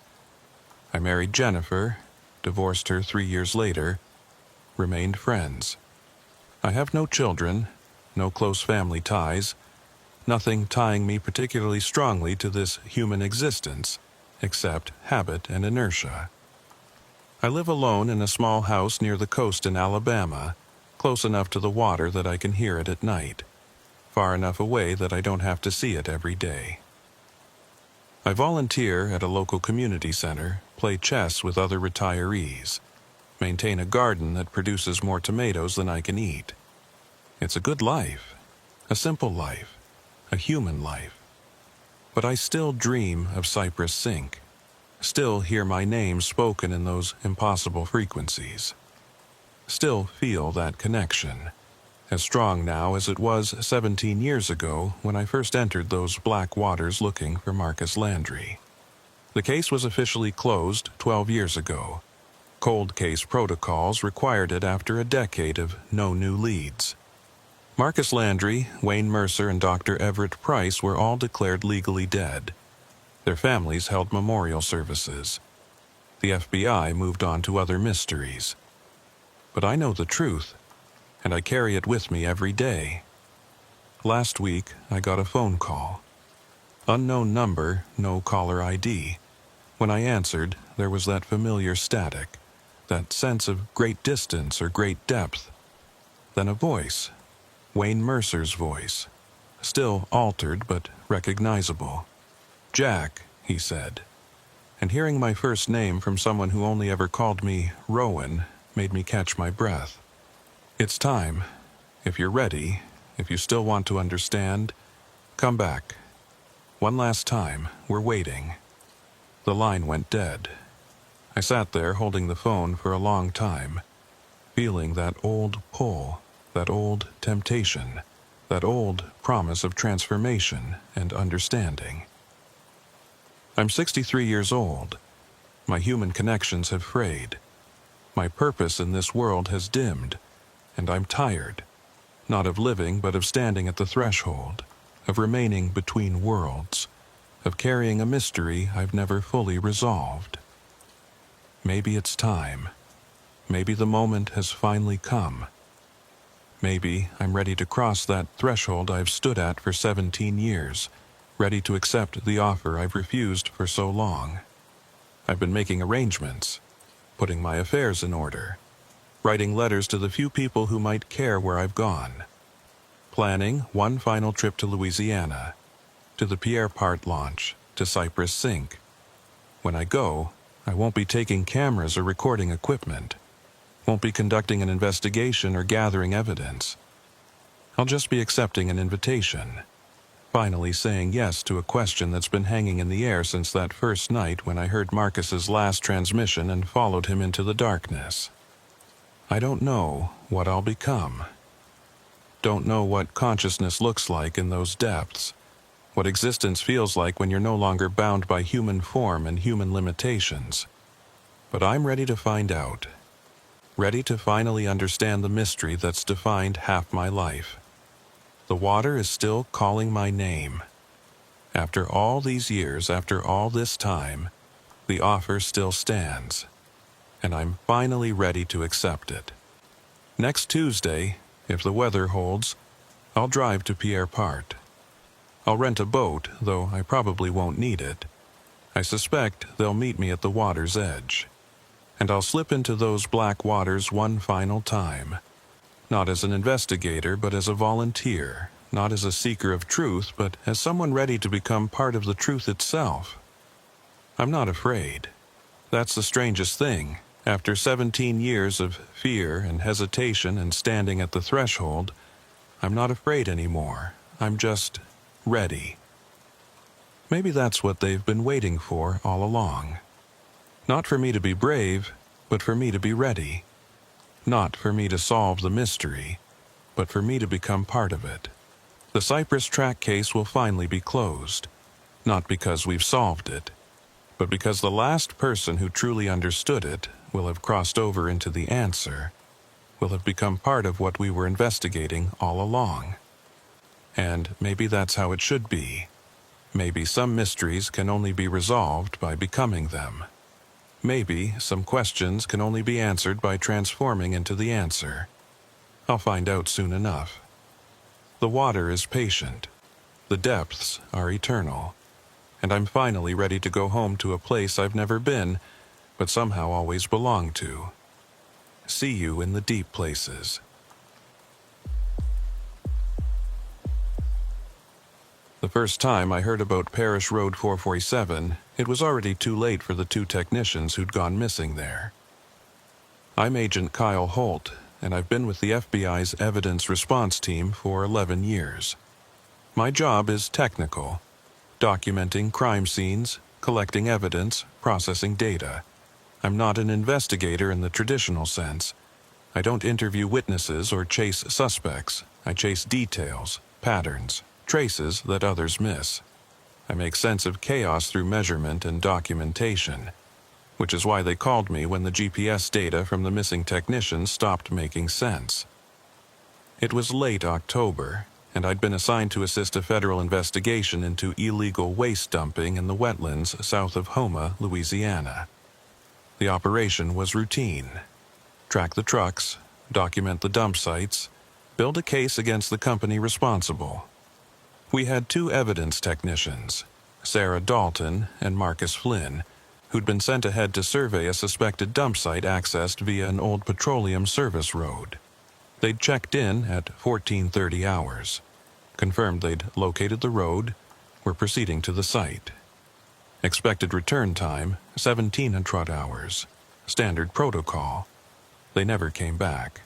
When they missed their check-in at 17:15, the operations coordinator tried to raise them on radio. No response. Tried their cell phones. Straight to voicemail, both of them. By 18:00, we'd escalated to a missing persons situation, and by 19:00, I was in a vehicle with Special Agent Nathan Briggs, heading south on Highway 90 toward their last known position. The GPS logs from their vehicle told a strange story. They'd followed Parish Road 447 exactly as planned, a narrow access road that had been built in the 1970s to service an oil drilling operation. The operation had shut down in 1989, and the road had been officially decommissioned in 1992, removed from most maps, left to be reclaimed by the swamp. But the road was still there, barely, and it was still being used. That's what the investigation was about. Someone was using these forgotten roads to dump industrial waste where no one would look. According to the GPS logs, Dalton and Flynn's vehicle had proceeded along Parish Road 447 for approximately 3.7 miles, then stopped. The vehicle had remained stationary for 42 minutes. Then the GPS signal had simply ended. Not gradually degraded, not lost to interference. Just stopped, as if the device had been powered off or destroyed. "What's at the 3.7-mile mark?" I asked Briggs, as we drove through the gathering darkness. He consulted his tablet. According to the old petroleum company maps, there was a pumping station there, decommissioned like everything else, should be nothing but ruins by now. And our people were supposed to photograph it. Right. Document any signs of recent activity, collect soil samples, standard evidence gathering, 2-hour job, maximum. Briggs looked out at the darkening sky. They've been gone for 4.5 hours. We reached the turnoff for Parish Road 447 just after 1930. The entrance was barely visible, a gap in the vegetation where a chain-link gate hung open on rusted hinges. No street sign, no markers, nothing to indicate this had ever been a road at all.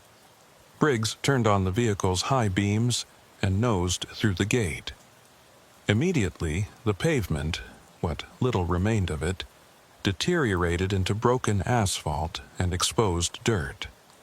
The road was narrow, barely wide enough for our SUV, with dense vegetation pressing in from both sides. Cypress trees loomed overhead, their branches tangled with Spanish moss that hung like gray curtains in our headlights. "This road isn't on the current GPS," I said, checking my tablet. "The satellite view shows vegetation. It's like it doesn't exist." "But it does exist," Briggs said grimly, steering around a particularly deep pothole. "And Dalton and Flynn drove down it this afternoon." The road twisted through the swamp, following a route that made no logical sense, curving where it should have been straight, zigzagging around nothing visible. I checked our GPS position constantly, watching our blue dot move along a route that the map insisted wasn't there. After about 2 miles, Briggs stopped the vehicle. "You see that?" I leaned forward, peering through the windshield. In the headlight beams, I could see tire tracks in the mud, fresh ones, cutting through the standing water that covered portions of the road. "Those could be from their vehicle," I said. Briggs got out and I followed him. The night air was thick and warm, filled with the sounds of insects and frogs and the distant splash of something moving through water. I pulled out my flashlight and examined the tire tracks more closely. "SUV tires," I confirmed. "Same tread pattern as the vehicle Dalton and Flynn were driving. These tracks are recent, made within the last 6 to 8 hours, judging by the water seepage." But there was something else. Another set of tracks, parallel to the first but slightly offset. Same tread pattern, same depth, as if the vehicle had passed by twice, once going in, once coming out. Except Dalton and Flynn's vehicle had never come out. "Could be another vehicle," Briggs suggested. "Same model." "Or the GPS logs are wrong," I said, though I didn't believe it even as I spoke. GPS doesn't lie about basic movement. If their vehicle had returned along this road, the logs would show it. We got back in the SUV and continued. The road deteriorated further as we progressed. More water, deeper ruts, vegetation encroaching to the point where branches scraped against the sides of our vehicle. I kept checking the odometer. 2.8 miles from the highway, 3.2 miles, 3.5 miles. At 3.7 miles, we found their vehicle. It was parked on a slightly elevated section of road, positioned exactly where the GPS logs said it had stopped. The doors were closed, the windows up, everything appearing normal from a distance. But as our headlights illuminated it, I could see that something was wrong. The vehicle was facing the wrong direction. When Dalton and Flynn had driven in, they'd been traveling away from the highway, heading deeper into the swamp. But their vehicle was now facing back toward the highway, as if they'd turned around to leave. Yet the GPS had never recorded any such movement. Briggs parked behind their vehicle, and we both got out. I approached cautiously, my hand near my weapon, even though I saw no immediate threat. The vehicle was empty. No sign of Dalton or Flynn. No sign of any struggle. I tried the driver's door. Unlocked, I opened it and leaned in, checking the interior with my flashlight. The keys were still in the ignition. Both technicians' personal effects, phones, wallets, badges, were still in the vehicle. Their equipment cases were in the back, unopened. They left everything, I said. Why would they leave everything? Briggs was examining the ground around the vehicle. Footprints here. Looks like they both got out on the driver's side. Tracks lead that way. He pointed into the swamp, away from the road. I joined him, studying the prints. 2 sets, both wearing the standard issue boots that evidence technicians used. The tracks were clear in the soft mud, heading directly away from the road into increasingly dense vegetation. They walked into the swamp? I said. That makes no sense. They were here to document the pumping station, not to go hiking through the marsh. Maybe they saw something, or heard something. I pulled out the site map on my tablet, trying to orient our position. The old pumping station should be northeast of here, about 200 yards, but these tracks are heading southwest, away from their objective, Briggs noted, and away from the road. Whatever made them leave the vehicle, it wasn't their assignment. We followed the tracks. They were easy to follow at first. Clear boot prints in mud, broken vegetation, disturbed ground. But after about 50 yards, they became harder to read. The ground got wetter, covered with standing water, and the tracks began to fill in almost as quickly as they'd been made. Then, abruptly, the tracks stopped, or rather, they became confused. The ground was churned up, as if both technicians had been moving in circles or pacing, or I couldn't determine what, and then the clear tracks just ended. No continuation, no indication of which direction they'd gone from this point. This doesn't make sense, I said, crouching down to examine the disturbed ground more closely. It's like they just stopped walking, or were picked up. Briggs scanned the surrounding darkness with his flashlight. Or they went into the water. There's a channel right here. He pointed to a narrow waterway I hadn't noticed, maybe 6 feet wide, dark and still. Without their equipment, without even taking their phones? I shook my head. Evidence technicians don't operate like that. They're trained to maintain contact, to follow protocols. Dalton has 14 years of experience. Flynn has 8. They wouldn't just wander off into a swamp and lose track of their position. Then, what happened to them? I didn't have an answer. I stood up, playing my flashlight across the area, trying to see anything that would explain the scene before us. The beam caught something on the far side of the small channel, a reflection, brief and bright. There, I said, something metal. We found a narrow spot where we could jump across the channel without getting soaked. On the other side, I located what my light had caught. A piece of equipment, one of our standard evidence markers, the kind we use to flag items at a crime scene. It was planted in the mud, marking nothing visible. Why would they place a marker here? Briggs asked. I examined the ground around the marker carefully, nothing obvious, just mud and water and vegetation. But when I looked closer, I saw something that made my skin crawl. There were more boot prints here, but they weren't like the ones we'd been following. These prints were wrong.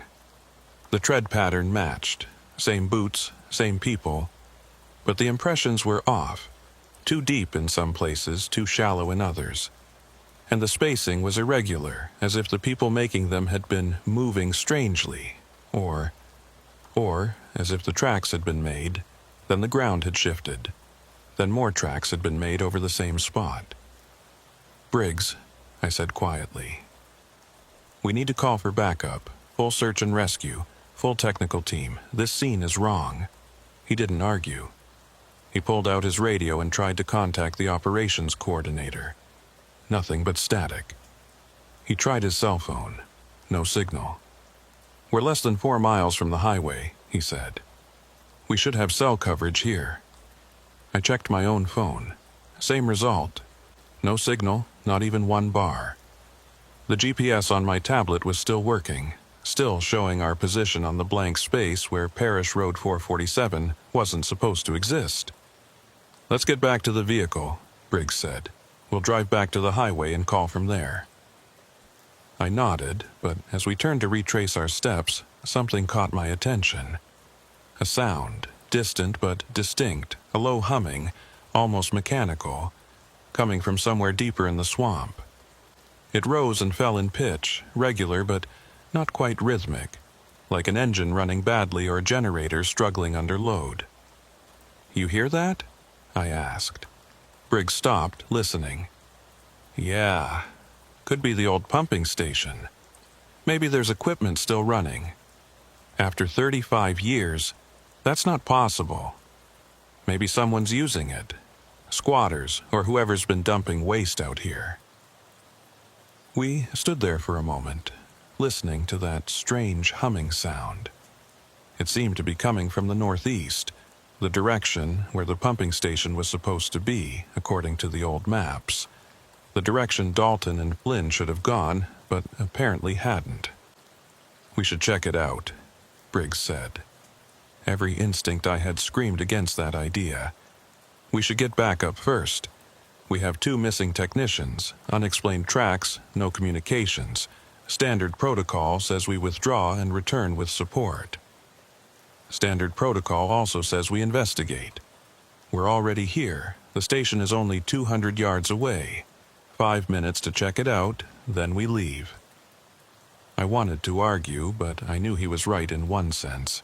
We were already here, already committed. And if there was any chance Dalton and Flynn were at that pumping station, we needed to know. 5 minutes, I agreed. Then we're out of here, backup or no backup. We made our way northeast using the compass on my tablet to navigate through the dense vegetation. The humming sound grew louder as we approached, and with it came a smell. Something chemical, sharp, like diesel fuel mixed with something else I couldn't identify. The old pumping station emerged from the darkness like a relic from another era. It was larger than I'd expected. A cluster of rusted metal structures surrounding a concrete pad with pipes and valves and equipment that had been abandoned decades ago.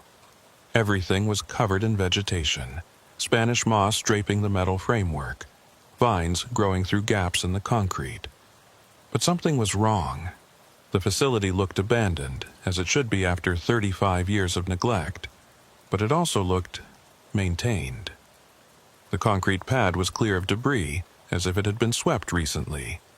Some of the pipes showed signs of recent use, clean metal where rust should have been, fresh oil stains on the ground, and that humming sound was definitely coming from here, from somewhere inside the tangle of equipment and structures.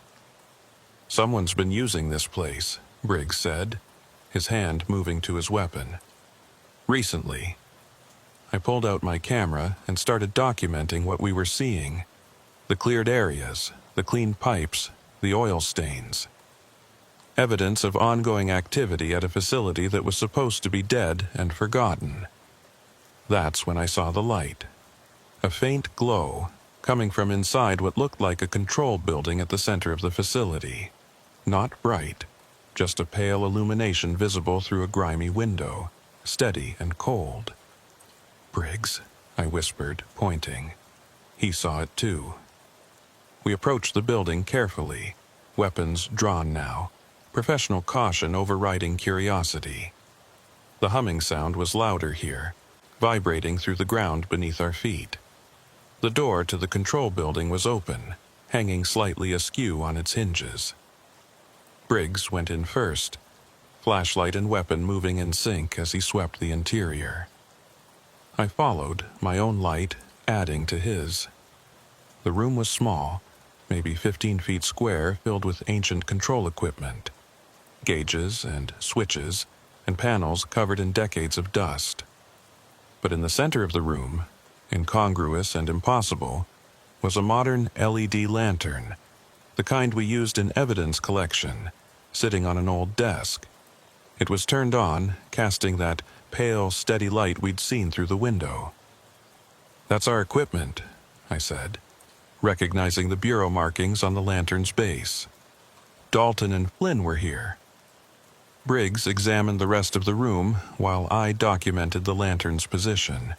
There were footprints in the dust, recent ones, multiple sets, moving around the room in what seemed like random patterns. On the desk next to the lantern was a notebook, the kind we used for field notes. I picked it up carefully, holding it by the edges. The notebook belonged to Sarah Dalton. Her name was written on the cover in her neat handwriting.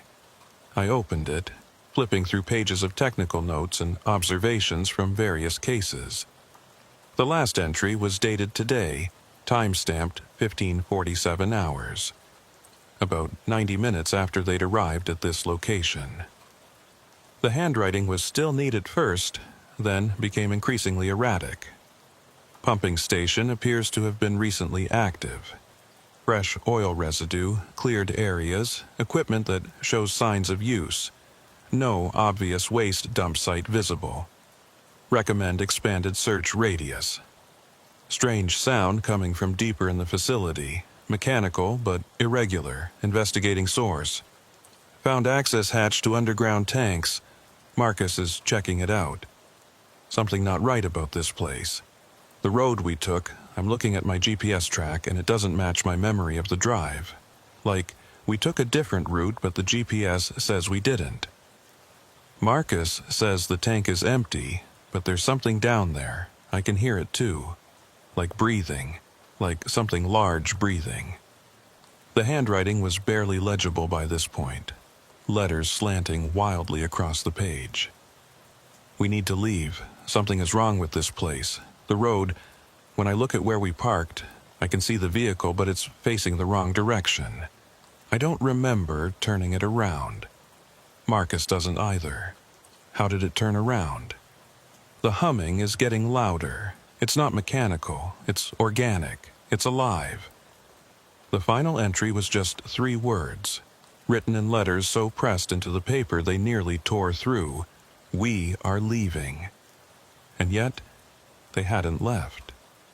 Their vehicle was still parked where they'd stopped it. Keys in the ignition. All their equipment still inside. They'd walked into the swamp in the wrong direction, left their marker in the mud, and then simply vanished. "Halt," Briggs said quietly. "You need to see this." I looked up from the notebook. Briggs was standing by a door I hadn't noticed before, partially hidden behind a panel of old control equipment. The door was open, revealing stairs leading down into darkness. "The tank access," I said. Briggs nodded.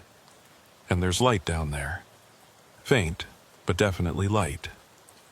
Every fiber of my being screamed not to go down those stairs. Whatever had frightened, 2 experienced evidence technicians enough to make them abandon their equipment and wander into a swamp, it was down there. And whatever Dalton had heard breathing in that tank, it might still be down there too. But I'm an evidence technician. I go where the evidence leads, even when it leads into darkness. 5 minutes, I said. We take a quick look, document what we see, then we get out of here and call for a full team. Agreed, Briggs said, though I could hear the tension in his voice. We descended the stairs, our flashlights cutting through the darkness. The air grew cooler as we went down, and damper, thick with that chemical smell I'd noticed outside. The humming sound was much louder here, resonating off the concrete walls. The stairs ended in a narrow corridor lined with pipes. Emergency lighting, battery-powered LED strips, provided that faint glow we'd seen from above. Someone had installed them recently, maybe within the last few months. The batteries in those units didn't last longer than that. Someone's maintaining this facility, I said. Actively maintaining it. The corridor opened into a large chamber, one of the old storage tanks, I realized, though most of the petroleum equipment had been removed.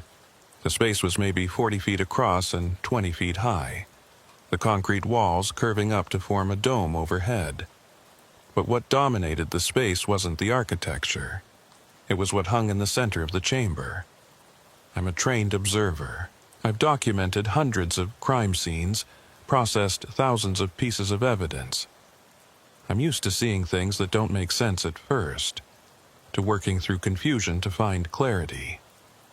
But what hung in that chamber, I still don't have words for it that make sense. It looked like a web, but not made of silk. The strands were thick, organic, glistening wet in the LED emergency lighting. They stretched from wall to wall, from floor to ceiling, creating a complex three-dimensional structure that seemed to have no pattern, but also no randomness. And suspended in that web, wrapped in cocoons of the same material, were two human-shaped forms. Dalton and Flynn. Had to be. Briggs moved forward, but I grabbed his arm. Don't touch anything. We don't know what that material is.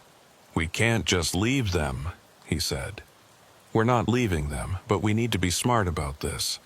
That substance could be toxic, acidic, anything. We need the right equipment before we try extraction. I pulled out my camera and started documenting the scene, forcing myself to work methodically, professionally, even though every instinct was screaming at me to run. The cocoons were suspended about 6 feet off the ground, positioned near the center of the web structure. I couldn't see faces or features through the wrapping, but the shapes were definitely human. Are they alive? Briggs asked quietly. I didn't know. I pulled out a handheld thermal scanner from my equipment bag. I always carried basic tools, even on what was supposed to be a simple missing persons search. I pointed it at the nearest cocoon and checked the reading. Body temperature 98.4 degrees Fahrenheit. Normal human temperature. They're alive, I said, not quite believing it myself. Or at least they're warm. We need to get them out of here. That's when the humming stopped. The silence was immediate and total. All the ambient sounds, the mechanical hum, the background noise of the facility, even the normal sounds of the swamp outside, just ceased, as if someone had hit a mute button on reality. Briggs and I both froze, our flashlights pointed at the web structure. For several seconds, nothing happened. Then I saw movement, not in the cocoons, but in the web itself. The strands were vibrating, subtle but visible, as if something was moving through them. We need to leave, I said, right now. But before we could move, something emerged from the shadows at the far end of the chamber. It moved along the web strands with a fluid grace that was completely wrong for anything that large. And when my flashlight beam caught it fully, my mind struggled to process what I was seeing. It wasn't an animal, it wasn't a person, it was something else. Something that my brain kept trying to categorize and failing, sliding off it like water off oiled metal. The only clear impression I got was of too many joints, too many appendages, and eyes that reflected my flashlight with an intelligence that was utterly alien. "Move!" Briggs shouted, and we ran. Back through the corridor, up the stairs, through the control building. Behind us, I could hear sounds. Not footsteps exactly, but movement, rapid and purposeful, following us. The humming started again, but louder now, angry, rising to a pitch that hurt my ears. We burst out of the control building and ran toward the road, crashing through vegetation, not caring about noise or caution, just trying to put distance between us and whatever that thing was. I could hear Briggs breathing beside me, ragged and harsh, matching my own panicked rhythm. We reached their parked vehicle first. I yanked open the driver's door, intending to grab the keys and move it, but Briggs kept running toward our SUV. "Leave it," he shouted. "We need to go now." He was right. Whatever that thing was, it was still following us. I could hear it moving through the vegetation, could see branches moving in the beam of my flashlight. We reached our SUV, threw ourselves inside, and Briggs started the engine. He threw the vehicle into reverse, backing down Parish Road 447 at a speed that was completely unsafe. I braced myself against the doorframe as we bounced over potholes and scraped past vegetation. Through the rear window I could see movement on the road behind us, keeping pace with our vehicle even as Briggs accelerated. "It's following us," I said. "I see it." But then, abruptly, it stopped. The movement in our rearview mirror ceased, as if whatever was pursuing us had hit an invisible barrier. I watched as the darkness behind us became still. "Why did it stop?" I asked. Briggs didn't answer. He kept driving in reverse until we reached a wider section of road where he could turn around. Then we were driving forward, racing back toward the highway, our headlights cutting through the darkness ahead. I checked the odometer. We'd been at the 3.7-mile mark. Now we were passing 2.5 miles, then 1.8 miles. The road was exactly as we'd driven in. Same potholes, same curves, same vegetation. Except when I checked the GPS on my tablet, something was wrong. The log showed us driving forward toward the highway, but the distance wasn't matching. According to the GPS, we were only 1.2 miles from the highway entrance, but the odometer said we'd only driven 1.9 miles from the pumping station. "Briggs," I said, "check your odometer." He glanced at it, then at his GPS. I saw his jaw tighten. "They don't match. By almost a mile. We drove 3.7 miles to reach the pumping station. We should have 3.7 miles back.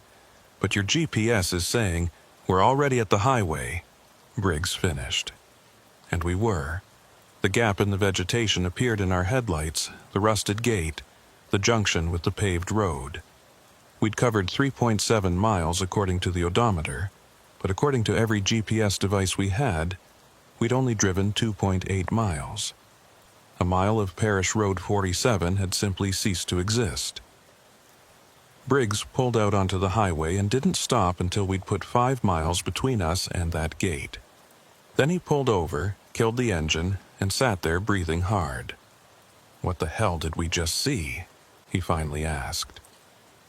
I didn't have an answer.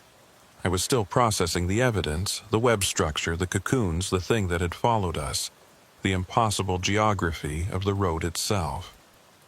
None of it made sense. None of it fit into any framework I had for understanding reality.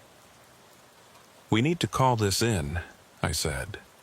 "Full tactical response, hazmat team, medical support. Dalton and Flynn are alive, but they're trapped in there and we need to get them out." Briggs nodded and pulled out his phone. He had full signal here, 5 bars, perfect reception. He called it in, gave a terse summary of what we'd found, requested immediate support. The response came back within minutes. A tactical team was being mobilized. They'd meet us at the highway junction in 2 hours. We were ordered to maintain position, observe the road entrance, but not to enter again until support arrived. We sat there in the dark, watching that gap in the vegetation, both of us trying to process what we'd experienced. I pulled out Dalton's notebook and read through her entries again, looking for details I'd missed. She said the vehicle had turned around, I noted. She didn't remember turning it around, but when she looked at it, it was facing the opposite direction. "Like ours almost certainly is," Briggs said. We parked facing away from the highway. I'd bet anything that when the tactical team gets here and we drive back in, we'll find our SUV turned around too. But that's impossible. We were in it the whole time. We drove it out. Did we? Briggs looked at me. Or did we drive a different vehicle out? One that looks exactly like ours, but isn't? I wanted to reject that idea, but I couldn't. Because the evidence was pointing in a direction that my rational mind couldn't accept. That Parish Road 447 wasn't just an abandoned petroleum service road. It was something else. Something that didn't follow normal rules of geography or physics or reality. "The mile we lost," I said slowly, When we drove in, it was there, 3.7 miles from highway to pumping station. But when we drove out, that mile didn't exist. The GPS never recorded it. It's like it was never there. Or like it's only there sometimes, Briggs suggested. Like the road changes, expands, and contracts. I pulled up the aerial satellite images on my tablet, zooming in on the area where Parish Road 447 should be. The images showed nothing but vegetation. No road, no clearing, no pumping station. Just unbroken swamp. When were these images taken? I asked, checking the metadata. 2 months ago, but the road exists. We drove on it. We saw the pumping station. Maybe the satellites can't see it either, Briggs said. Maybe it's only visible when you're on it, or maybe it's only there when it wants to be found. We fell silent, both grappling with implications that were too large, too strange to fully process. I'm a scientist by training, an evidence technician by profession. I believe in empirical reality, in measurable phenomena, in explanations that can be tested and verified. But how do you test reality when reality itself seems to be unstable? The tactical team arrived exactly 2 hours later. 3 vehicles, 14 personnel, enough firepower to handle any conventional threat. The team leader, Agent Wyatt Carson, listened to our report with professional skepticism that gradually shifted to concern as we showed him the evidence. Dalton's notebook, the photos I'd taken, the Jeep's logs that showed the missing mile. You're telling me you found Dalton and Flynn alive, suspended in some kind of web structure, in an underground chamber that shouldn't exist, accessed by a road that changes length depending on when you measure it, he summarized. Yes, I said simply. I know how it sounds. But the evidence is solid, they're in there, and they need extraction. Carson looked at Briggs. You confirm all of this? Every word. We both saw it. Multiple independent observations, documented with equipment that's been calibrated and verified. This isn't hallucination or equipment malfunction. Something is happening on that road that we don't understand. Carson thought for a moment, then nodded. All right, we go in as a unit, full tactical protocols. Carson made his decision. We go in together, full strength, eyes open, weapons ready. If what you've described is accurate, we'll need to be prepared for anything. We entered Parish Road 447 at 23:45 hours.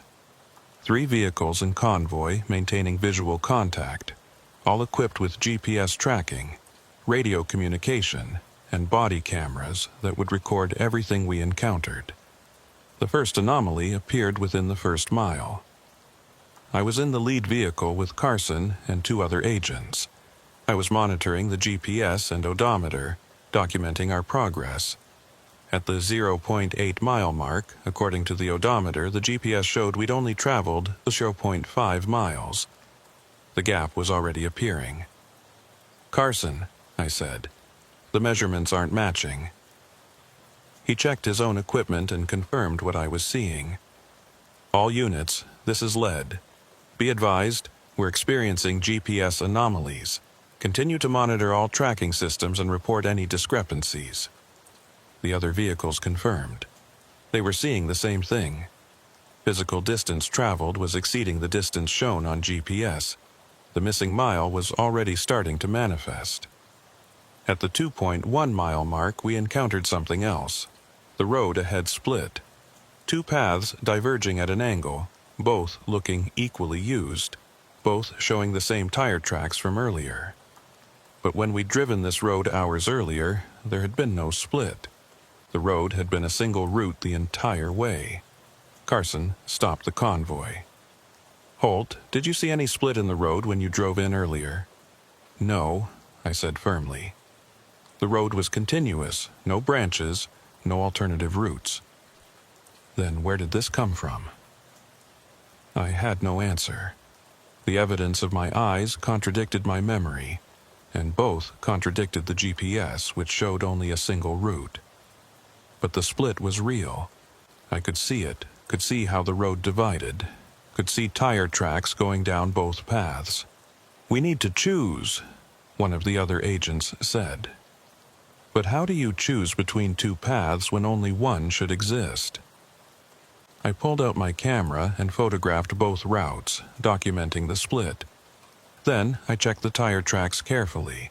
Both paths showed the same tread pattern, the same tires that had made the tracks we'd been following all along. "It's impossible for the same vehicle to have gone down both paths," I said. Unless it drove in twice," Carson finished. "Or unless the road duplicates things, reflects them." The thought sent a chill through me. What else might be duplicated on this road? What else might be reflected or copied or multiplied in ways that defied normal logic? Carson made a decision. "We take the right path. All vehicles maintain close formation. If we encounter anything unusual, we fall back immediately." The right path curved through the swamp, following the same general direction as the original road. But as we drove, I noticed more anomalies. Trees that I remembered passing on the left were now on the right. A distinctive fallen log that had blocked part of the road earlier was now completely gone. The landscape was similar but not identical, as if we were traveling through a mirror version of the route we'd taken before. At the 3.7-mile mark, or what should have been the 3.7-mile mark, we found the pumping station. But something was wrong. The facility was there, the same rusted structures and concrete pad we'd seen before. But the arrangement was different. The control building was on the opposite side of the complex. The storage tank entrance was in a different location. It was like looking at a photograph of the same place that had been flipped horizontally, everything present but reversed. "This isn't the same facility," I said. "Or it is, but it's inverted." Carson deployed his team quickly, establishing a perimeter and setting up lights. The facility was illuminated with harsh white light from portable LED arrays, making it look even more surreal. An industrial ruin lit up like a stage set in the middle of the Louisiana swamp. "Where did you find the access to the underground chamber?" Carson asked. I oriented myself, trying to match my memory to this reversed facility. "It should be there." I pointed to where the control building had been. But in this version of the facility, the control building was on the opposite side. We moved to the correct location, or what I thought was the correct location, and found the control building. It was similar to the one we'd found before, but not identical. The same general structure, but mirrored, with the door on the opposite side. Inside, there was no LED lantern on the desk, no notebook, no evidence that Dalton and Flynn had ever been here. "This is wrong," I said. "Earlier tonight, this room had a lantern and Dalton's notebook. Now they're gone." "Or we're in a different version of this building," Briggs suggested quietly. Carson's team searched the building thoroughly, but found nothing except decades-old equipment and dust.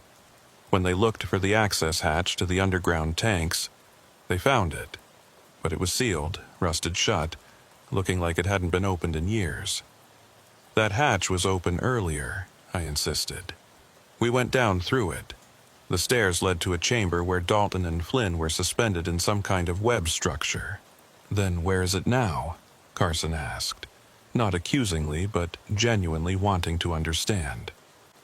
I had no answer. The facility was wrong. The road had been wrong. Everything about this place was wrong. And I was starting to understand why Dalton had written in her notebook that something is wrong with this place. The place itself was wrong. Not in a conventional sense, not damaged or dangerous or hostile in the normal meaning of those words, but wrong in a fundamental, reality-breaking way that I couldn't fully articulate. One of Carson's agents called out from outside, "Sir, you need to see this." We went outside to find the agent pointing at the road. Our 3 vehicles were still there, parked in formation where we'd left them. But now there were 4 vehicles, and the 4th one was ours. The SUV that Briggs and I had driven in earlier, the one we'd left behind at the 3.7-mile mark.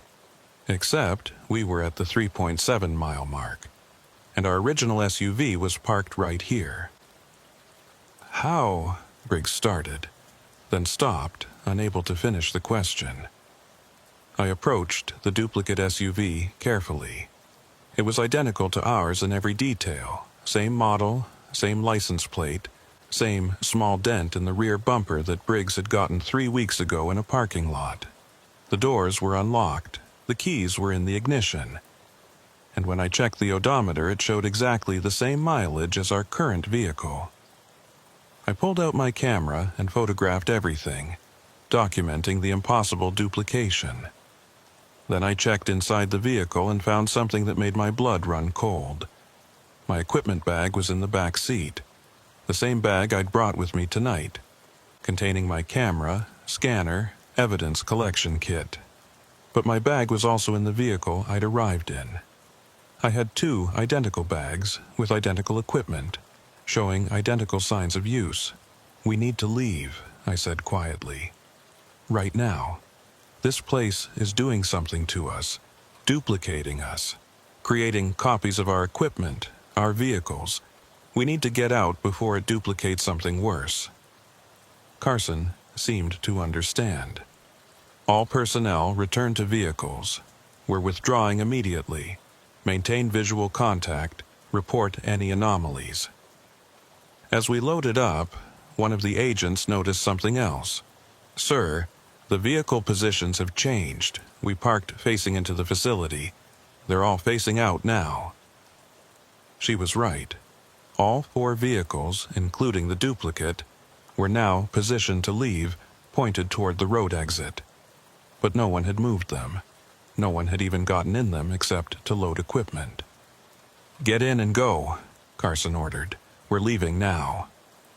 The convoy moved out, all 4 vehicles this time, including the duplicate that no one wanted to leave behind, because leaving it felt like leaving a piece of ourselves. We drove back along the reversed road, watching the odometer count down from 3.7 miles to 0. But the numbers didn't match again. Physical distance traveled, 3.7 miles. GPS distance recorded 5.2 miles. We'd gained distance instead of losing it. The road had expanded instead of contracting. When we emerged onto the highway, I checked the time. We'd been on Parish Road 447 for 1 hour and 42 minutes. But my watch, and everyone else's, showed we'd been gone for 3 hours and 17 minutes.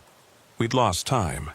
Almost an hour and a half, just gone, vanished into the same void that had swallowed a mile of road and created duplicate vehicles. Carson called for an immediate debriefing at the highway junction. All personnel gathered around the vehicles, comparing notes, trying to make sense of what we'd experienced. But as we talked, something became clear. Not everyone remembered the same things. 2 agents swore the road had never split. They'd driven a continuous route the whole way. Another agent insisted we'd only been on the road for 40 minutes, not 3 hours. My photos showed one version of events, but the body camera footage showed something slightly different. Angles that didn't match. Timestamps that were out of sequence. "It's like the road is affecting our memories," Briggs said. "Changing what we remember, or showing different people different versions of the same events. Or we're not all experiencing the same road," I suggested. "Maybe each person sees a slightly different version, and when we compare notes, the inconsistencies become apparent." Carson made a hard decision. "We're not going back in tonight. This requires specialized resources we don't have. We need to understand what we're dealing with before we risk more personnel." "But Dalton and Flynn are in there," I protested. "They're alive. We saw them." "Did we?" Carson asked quietly. "You saw something in an underground chamber. But when we went back, that chamber was sealed. The facility was different. Maybe what you saw was a different version of Dalton and Flynn, or maybe it wasn't them at all. The thought was horrifying. What if those cocoons had contained something else? What if the thing that had chased us had been showing us what we expected to see, luring us deeper into whatever that place was? But I couldn't accept that.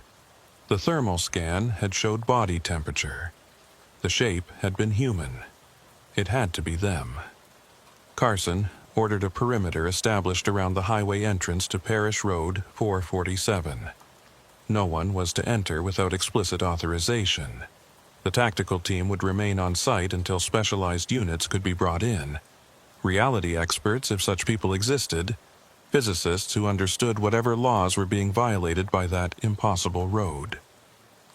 Briggs and I were ordered to return to headquarters and write detailed reports on everything we'd experienced. Before we left, I took one last look at the gap in the vegetation, at that rusted gate hanging open, at the darkness beyond where Parish Road 447 began its impossible route into the swamp. Somewhere in there, Dalton and Flynn were waiting. Suspended in cocoons, kept alive by something that defied explanation, existing in a space where roads changed length and facilities reversed themselves and time itself became fluid. We had to get them back. We had to find a way to navigate that impossible geography and extract them safely. But first we had to understand what Parish Road 447 actually was. And I was starting to suspect that understanding might be impossible, because the road itself seemed designed to resist understanding, to change and shift whenever anyone tried to pin it down, to show different faces to different observers like some kind of quantum phenomenon writ large across geography. The drive back to headquarters took 3 hours. Or maybe it took 40 minutes. I couldn't trust my perception of time anymore. Couldn't be sure that the clock showing 0330 when we arrived was accurate, or if it had been affected by our exposure to whatever that road was. I spent the rest of the night writing my report, documenting everything I'd observed with the precision and detail that had made me good at this job. But even as I wrote, I noticed inconsistencies. Things I remembered clearly that didn't match the photos I'd taken, timestamps that didn't align properly, sequences of events that seemed to shift order depending on how I thought about them.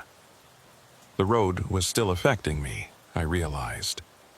Whatever it had done to our perception while we were on it, the effects were lingering, making it difficult to establish a clear, consistent narrative. At 07:15, I finally finished my report and submitted it. Then I went to the evidence room to secure the physical items we'd recovered. Dalton's notebook, which I'd grabbed before leaving the control building, and my camera with its photos. Except when I checked the camera's memory card, half the photos were gone. Not deleted.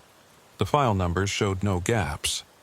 But images I clearly remembered taking simply weren't there. The photo of the road splitting into 2 paths. Gone. The image of the duplicate SUV. Gone. What remained were only photos of the normal-looking parts of the facility. Images that would make sense to anyone who didn't know what we'd actually experienced. And Dalton's notebook had changed.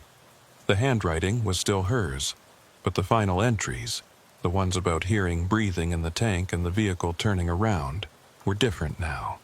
Less desperate, more clinical, as if she'd been writing a standard evidence report rather than documenting something terrifying.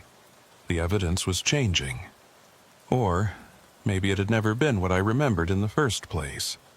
Maybe my memory had been affected from the moment we entered Parish Road 447, and I'd never actually seen what I thought I'd seen.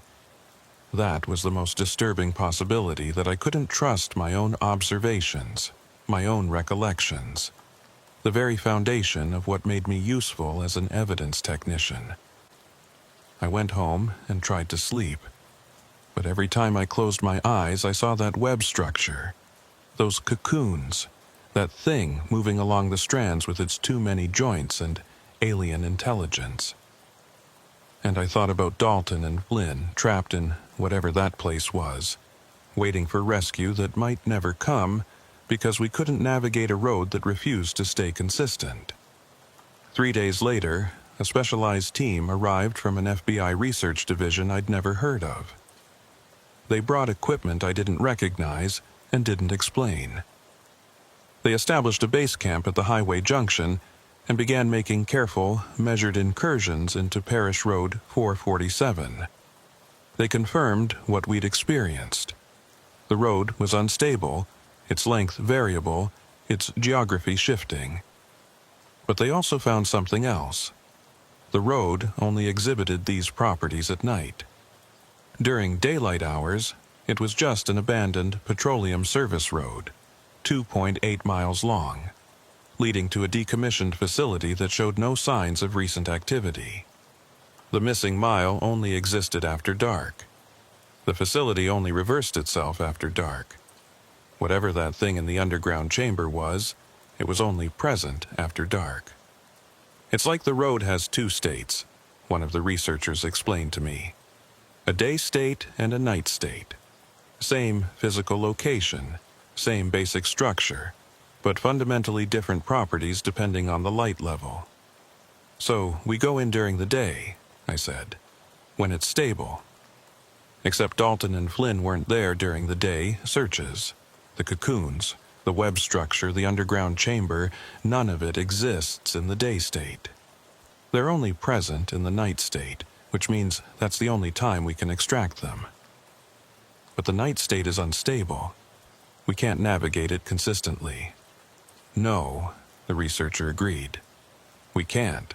That's the problem we're trying to solve. They spent 2 weeks mapping Parish Road 447 in both states, documenting the differences, trying to find patterns in how it changed. They discovered that the night state wasn't completely random. It followed rules, just rules that didn't match normal physics or geography. The road's length varied based on the phase of the moon, for instance. During the new moon, it was at its shortest, only 1.9 miles. During the full moon, it stretched to over 5 miles. The facility's configuration reversed on a 29-day cycle, matching lunar phases. And the missing time was proportional to how long you spent on the road, roughly 1.2 minutes lost for every minute of real time spent there. Armed with this understanding, they planned a final extraction attempt. It would take place during a new moon, when the road was at its most stable, using vehicles equipped with experimental navigation systems that could track both normal GPS coordinates and the distorted space of the road itself. I volunteered to be part of the extraction team. Carson tried to talk me out of it, arguing that I'd already been exposed to the road's effects and might be particularly susceptible to further influence. But I insisted. Dalton and Flynn were my colleagues, my responsibility. I'd been the first to find them. I needed to be there when we brought them out. The extraction was scheduled for November 23rd during the new moon. The team consisted of 12 personnel, 3 vehicles, and enough equipment to handle any scenario we could imagine. We entered Parish Road 447 at 23:15 hours, when the road would be at its absolute most stable configuration. The navigation systems worked better than expected. By tracking both normal and distorted space simultaneously, they could compensate for the road's shifting geography, keeping us on course even when our senses suggested otherwise. The journey to the 3.7-mile mark, or the 1.9-mile mark in normal space, took exactly 47 minutes, with no significant anomalies. The facility was there, configured in its standard orientation, not reversed. We found the control building, found the access hatch, found the stairs leading down. And at the bottom, in the underground chamber, we found the web structure exactly as I remembered it. The cocoons were still there, still suspended in the center of the chamber, still registering body temperature on thermal scans. The extraction team moved in with specialized cutting equipment, carefully approaching the web structure while others maintained a perimeter watch for whatever had chased Briggs and me weeks earlier. They cut the first cocoon free, lowering it carefully to the ground. Medical personnel moved in immediately, scanning through the wrapping material to assess the person inside. Heart rate present, breathing shallow but steady. They began carefully cutting away the cocoon material, revealing. But that's where my memory gets confused again. I remember seeing Sarah Dalton's face as they pulled back the wrapping. I remember her eyes opening, confused and disoriented, but alive. I remember her trying to speak, though her voice was hoarse from weeks without use, but other members of the extraction team remember something different. They remember the cocoon being empty, just wrapping material around nothing. They remember confusion and disappointment that we'd come all this way to rescue someone who wasn't there. And when I checked the official report, it states that both cocoons were recovered but found to be empty. No human remains, no biological material, nothing except the strange organic substance that made up the web structure itself. But I know I saw her. I know Dalton was in that cocoon, alive, speaking. I know we extracted her and Flynn both, loaded them into the vehicles, drove them back to the highway, handed them over to medical teams who transported them to a hospital in New Orleans. I know this happened. I have memories of visiting Dalton in the hospital 3 days later, of seeing her recovering, weak but alive, unable to remember much about her time in the cocoon, but gradually regaining strength. Yet the official records say the extraction recovered nothing. Dalton and Flynn remain listed as missing, presumed dead. And when I try to visit Dalton at the hospital, the staff have no record of anyone by that name being admitted. My memories contradict reality. Or reality has changed since I formed those memories. Or I've been affected by Parish Road 447 in ways I don't fully understand. Ways that make me unable to distinguish between what actually happened and what I believe happened. I don't know which explanation is true. I don't know if I can trust my own mind anymore. What I do know is that Parish Road 447 is still there, still shifting between states, still creating duplicates and reversals and impossible geometries that defy understanding. The highway entrance remains guarded, but the road itself can't be sealed or destroyed. Attempts to bulldoze it fail, the equipment breaks down, or the workers become disoriented, or the road simply reappears the next day as if nothing had been done to it. And I know that sometimes, late at night, I receive phone calls from a number I don't recognize. When I answer, there's static, and then a voice, Sarah Dalton's voice, saying things I can't quite make out, as if she's calling from very far away, or from somewhere that exists at an angle to normal reality. Are these real calls, or am I imagining them? Are they my mind's way of coping with the guilt of failing to save her? Or is Dalton actually still alive, existing in some version of reality that I can't quite reach, trying to communicate across whatever barrier separates us? I don't have answers, just questions that multiply every time I examine them. Contradictions that pile up until I can't distinguish between memory and imagination, between what I experienced and what I believed I experienced. Parish Road 447 is still on my caseload. It's still officially under investigation, but I don't go there anymore. I can't trust what I see there, can't trust what I remember after leaving. The road has gotten inside my head somehow, and I don't know how to get it out. Sometimes I wonder if I'm still there, actually, if I ever really left.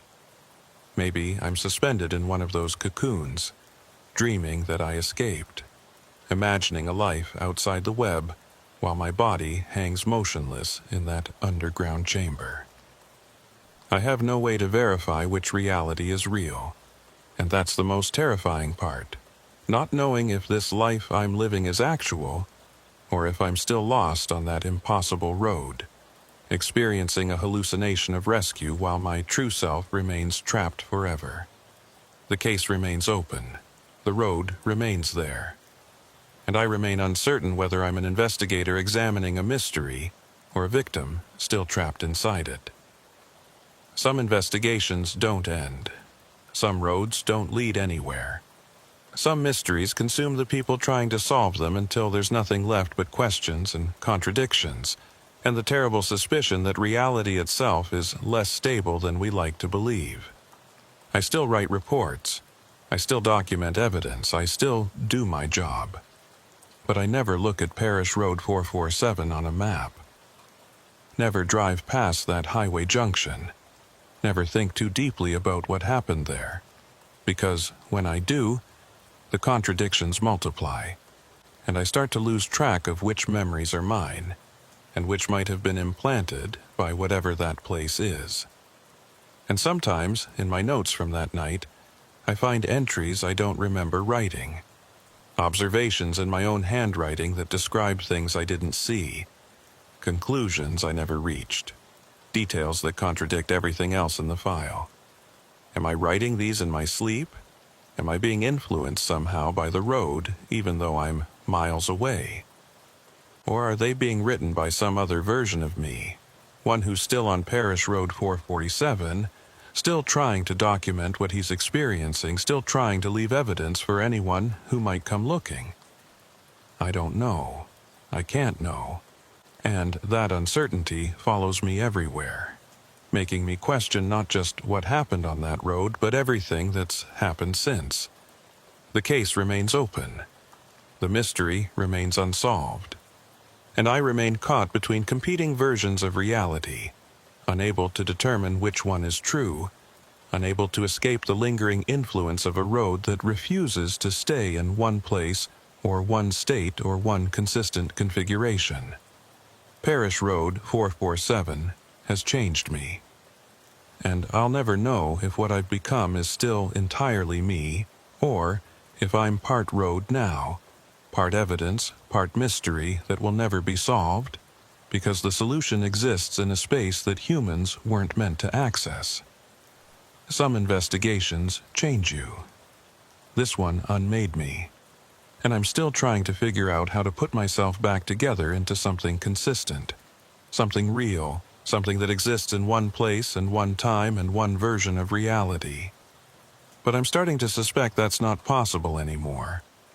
That I'll spend the rest of my life between states, like Parish Road 447 itself, existing as multiple overlapping versions of myself, never quite solid, never quite real.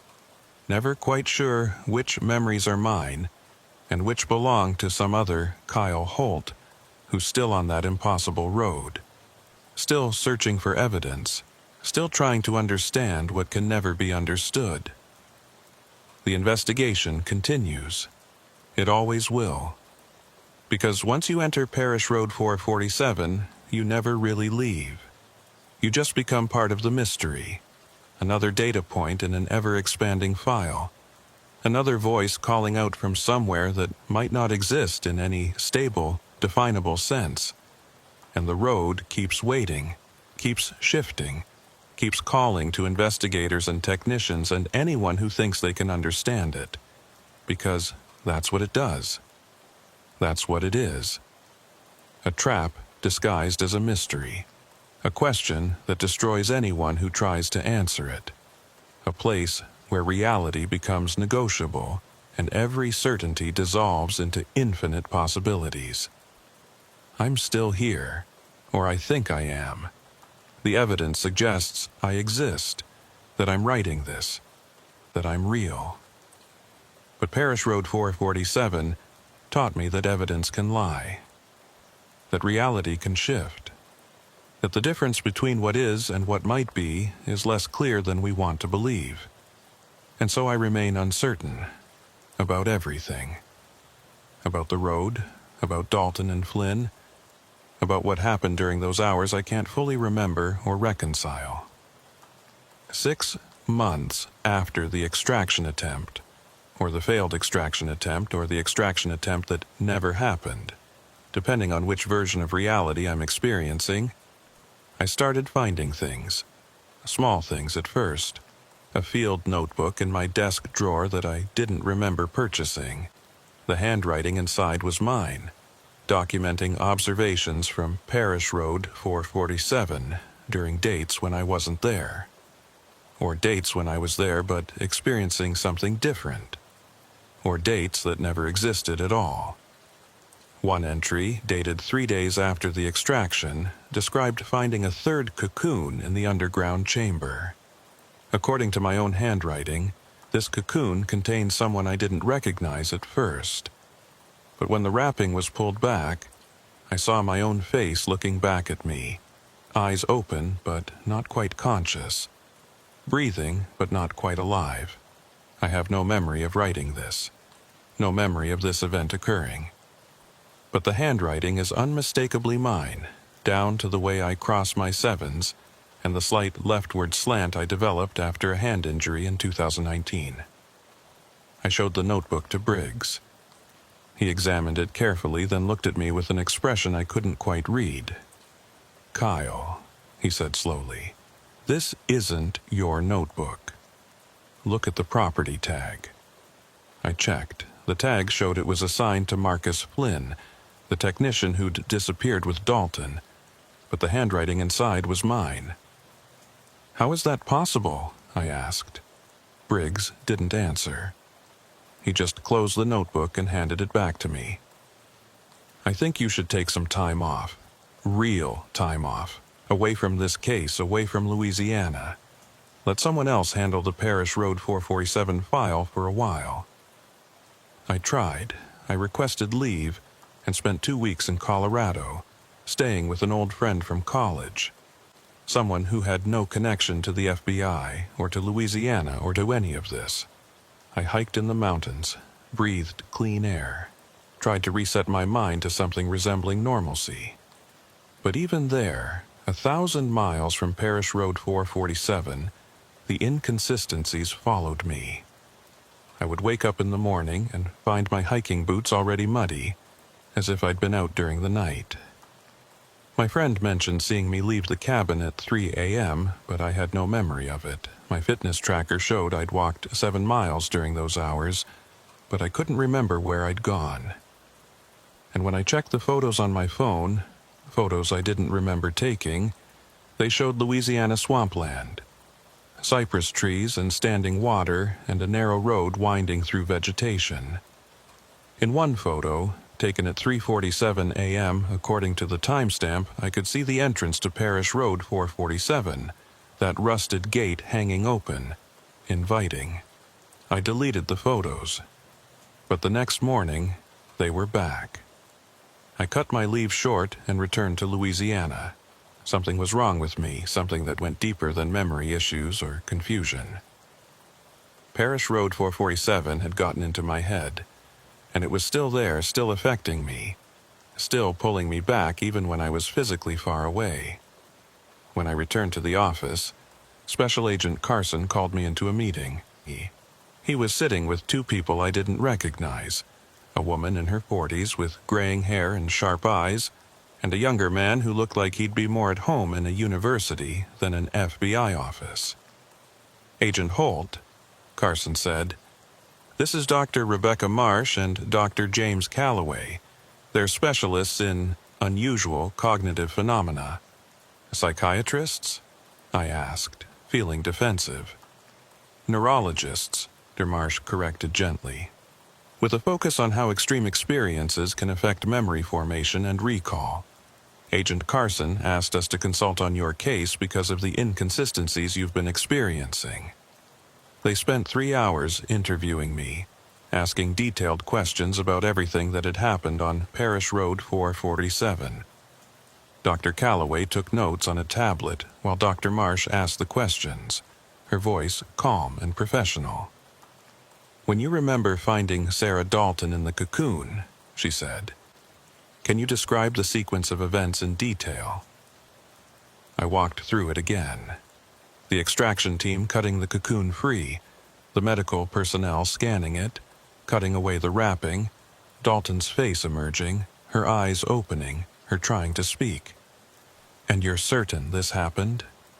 "As certain as I am that we're sitting here right now."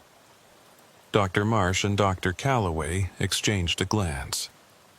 "Agent Holt," she said carefully, "what if I told you that level of certainty isn't reliable? That the human brain can construct false memories that feel completely real, especially under conditions of high stress or when exposed to environmental factors that affect normal cognitive processing?" "You think I imagined rescuing Dalton? We think Parish Road 447 might have affected your neurological function in ways we don't fully understand.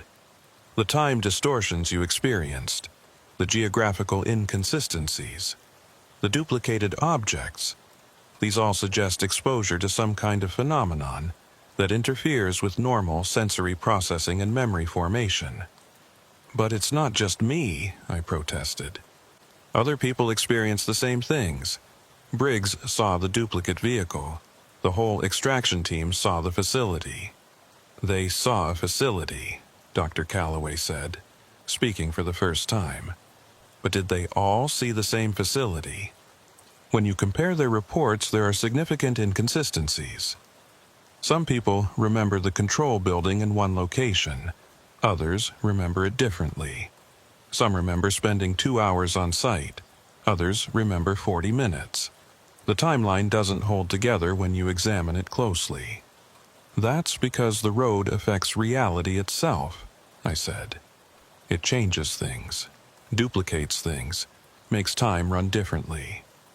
"Or," Dr. Marsh suggested gently, "it affects perception and memory in ways that make people believe reality is changing. The result is the same. People emerge with conflicting memories and experiences, but the mechanism is different. Instead of the environment changing, it's your brains that are changing, being influenced by something in that location." I wanted to reject this explanation, but I couldn't, because it made a terrible kind of sense.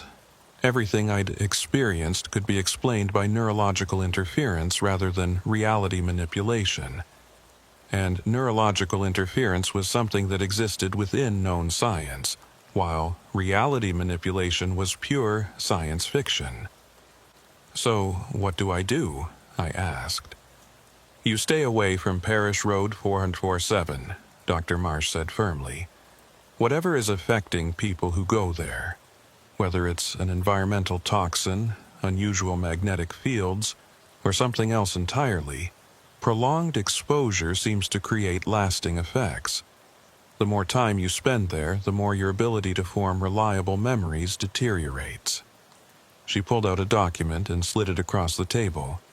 "We're recommending you be reassigned, effective immediately. You're off the Parish Road 447 case. Someone else will take over your responsibilities." I should have felt relieved. Instead, I felt a strange sense of loss, as if something important was being taken away from me. "What about Dalton and Flynn?" I asked. "We just abandon them?" "According to official records, we've already conducted 3 extraction attempts," Carson said. "All unsuccessful. The search has been scaled back to periodic drone surveillance. If we detect any signs of the missing technicians, we'll respond. But active operations at the site are suspended indefinitely.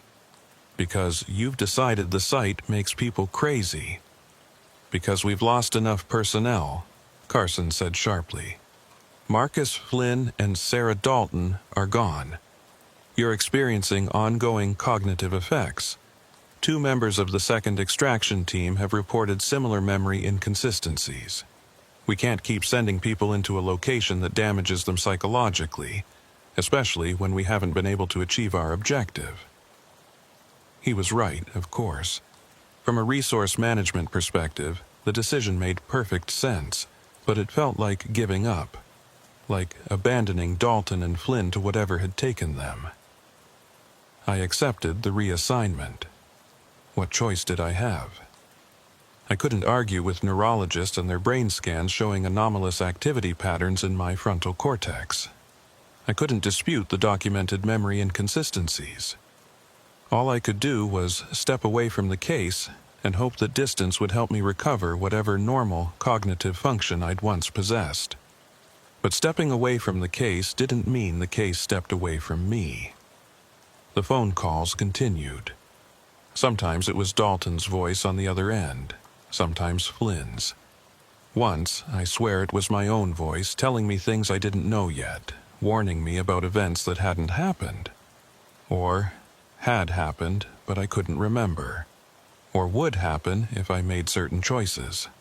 I started recording the calls, trying to capture evidence that they were real. But when I played back the recordings, they showed only static. Or sometimes silence. Or sometimes my own voice talking to myself, having a conversation where I played both parts.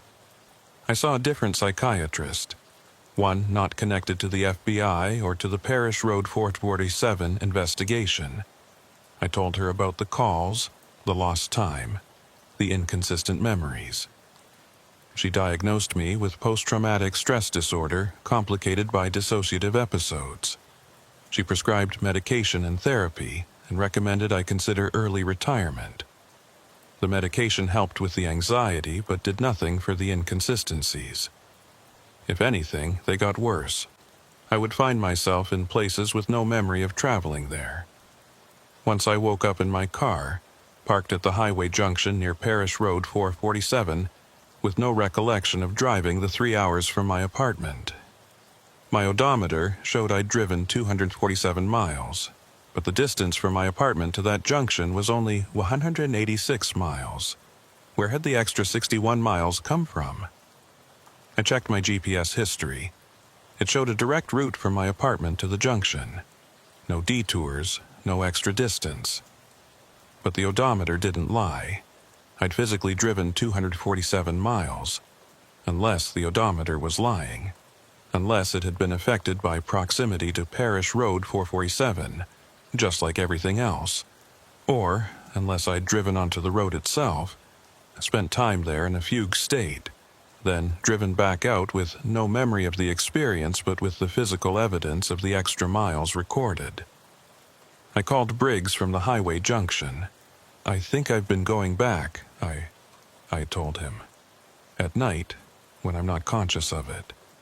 I think I'm being drawn back to the road." There was a long pause. "Kyle, listen to me carefully. You need to come back to the office right now. We need to talk about your fitness for duty. I'm not making this up. I'm sitting here right now, 3 hours from home, with no memory of how I got here. That's not PTSD or dissociation. That's the road affecting me. Or it's you affecting yourself," Briggs said quietly. "You're obsessed with this case. It's consumed you. And now you're acting out that obsession in ways you're not fully aware of. I'm not crazy. I didn't say you were, but you're not well, Kyle. You need help, and you need to accept that help before this gets worse." I drove back to the office. They put me on administrative leave, pending a full psychological evaluation. The evaluation took 3 days and involved more brain scans, cognitive tests, memory assessments, everything the Bureau could throw at me to determine if I was fit to continue as an agent. The results were inconclusive. My cognitive function was within normal parameters, but there were anomalies, small inconsistencies in how I processed spatial information, minor discrepancies in memory recall, patterns that suggested ongoing exposure to something that was affecting my neurological function. The good news, the evaluating psychiatrist told me, is that you're not experiencing psychosis or any other major mental health crisis. The bad news is that we don't know what's causing these anomalies or how to treat them. The patterns are unlike anything we've seen before. "Because they're caused by Parish Road 47, I said.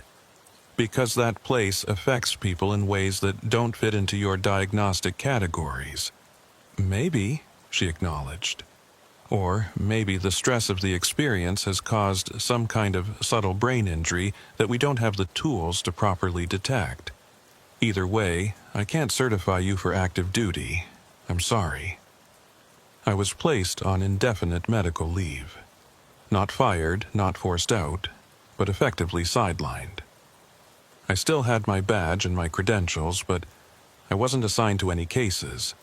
I was told to focus on recovery, to work with therapists and neurologists, to give my brain time to heal. But how do you heal from something that's still affecting you? How do you recover when the thing that damaged you is still reaching out, still pulling at you, still drawing you back no matter how far away you try to stay? I spent the next 6 months in a kind of limbo. I went to therapy appointments and took my medications and tried to rebuild some kind of normal life. I dated a woman I met at a coffee shop, tried to explain my situation without sounding insane, watched the relationship fall apart when she found me standing in my backyard at 2 a.m., staring south toward Louisiana, mumbling about roads and cocoons and missing miles. I started keeping a detailed journal, documenting everything I experienced, trying to build a coherent narrative from the fragments of memory and experience I had left. But when I read back through the journal, I found entries I didn't remember writing, observations that contradicted earlier entries, whole pages that seemed to be written by someone else in my handwriting. On one page, dated 4 months after my medical leave began, I found this entry. Went back to the road tonight, 3rd time this week. The facility has changed again. The control building is gone entirely now, replaced by something else, something that looks like it's been there forever but wasn't there yesterday. I can feel the road inside my head now, rearranging things, changing my memories even as I form them. But I'm getting better at navigating it. I can stay on course for longer periods. I'm getting closer to finding them. I have no memory of writing this. No memory of going back to Parish Road 447. No memory of any of the events described. But when I checked my car's odometer, it showed I'd driven 512 miles since the last oil change.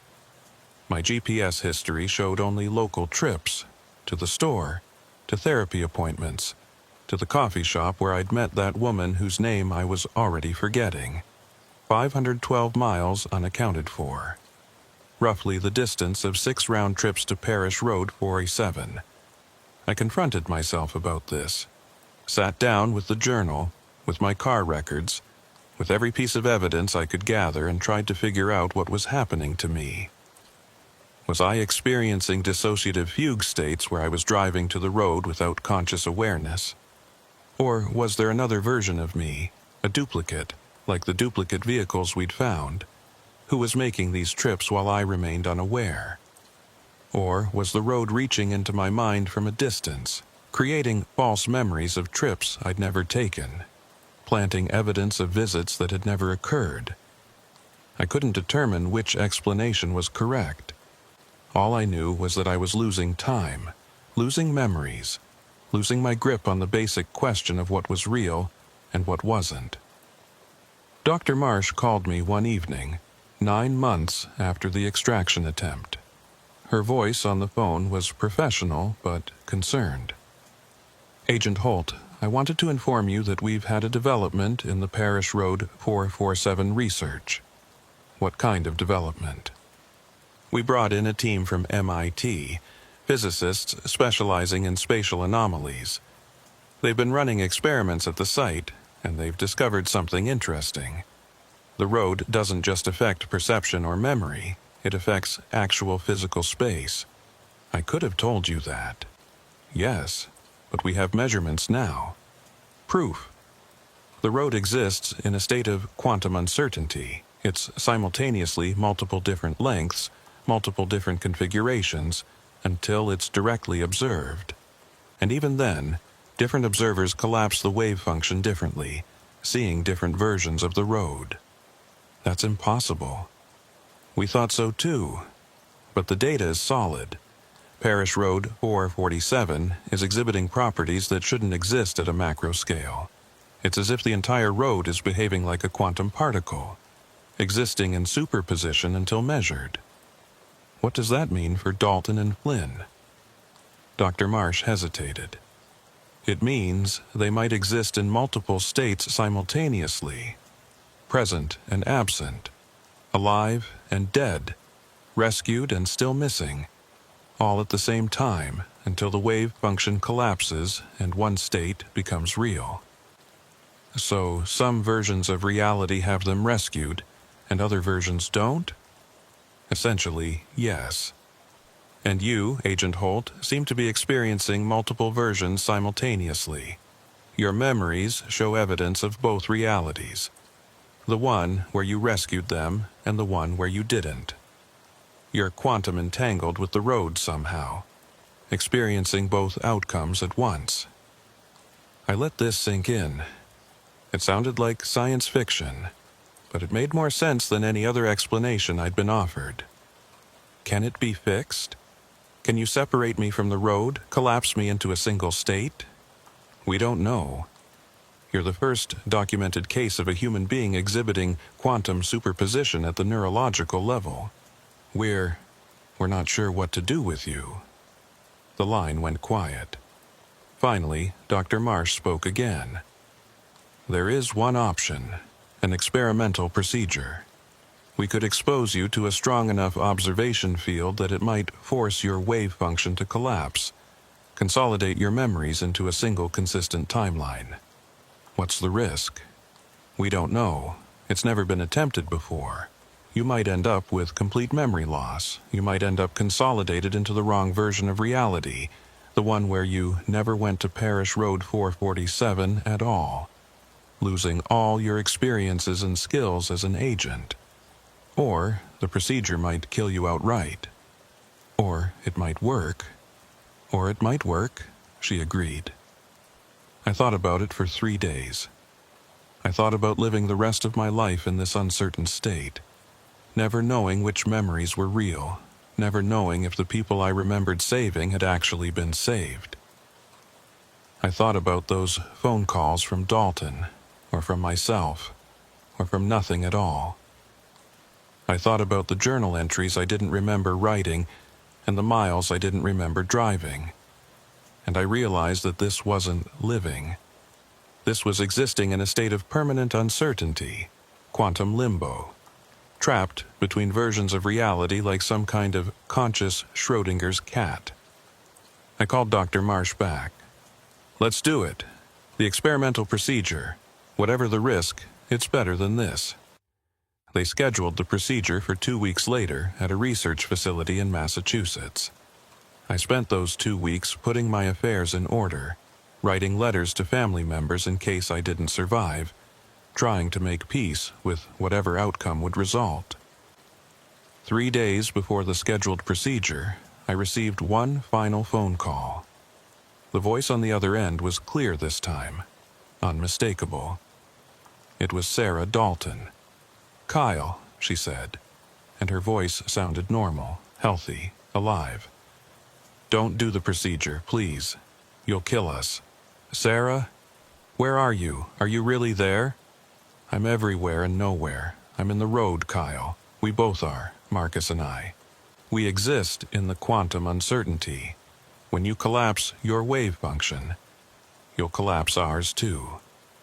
You'll force reality to choose a single state, and that state might be the one where we don't exist at all. That doesn't make sense. You're either alive or you're not. No, we're both. We exist in superposition, just like you do now. In some versions of reality, you rescued us. In others, you didn't. In some, we died in those cocoons. In others, we're still there, waiting. As long as the uncertainty remains, all these versions exist simultaneously. We're alive in some of them. But if you collapse the wave function, you might choose a reality where we're dead. Or I might choose one where you're alive and rescued. You might. But it's a 1 in 7 chance, according to the probability calculations. 6 out of 7 possible outcomes result in our deaths. Is your certainty worth those odds? I sat there holding the phone, trying to understand what she was telling me. So I should just stay like this? Uncertain forever? It's not uncertainty, Kyle. It's possibility. It's existing in multiple states at once. It's strange and it's difficult, but it's also freedom in a way. Freedom from being locked into one single timeline, one single version of events. You can experience all the possibilities, all the outcomes, all at once. But I can't function like this. I can't work, can't maintain relationships, can't even trust my own memories. You'll learn. We did. Marcus and I, we've adapted to existing in quantum superposition. You can too. It takes time, but you can learn to navigate it, to choose which version of reality you want to experience at any given moment. And if I don't want that? If I want to be normal again? Her voice became sad. Then you'll have to accept that being normal means killing 6 out of 7 versions of us. Can you live with that choice? I canceled the procedure. Dr. Marsh was disappointed but understanding. It's your choice, she said.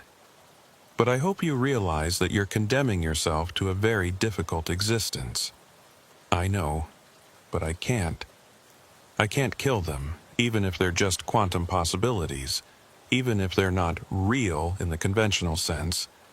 I can't be responsible for collapsing their wave functions into death.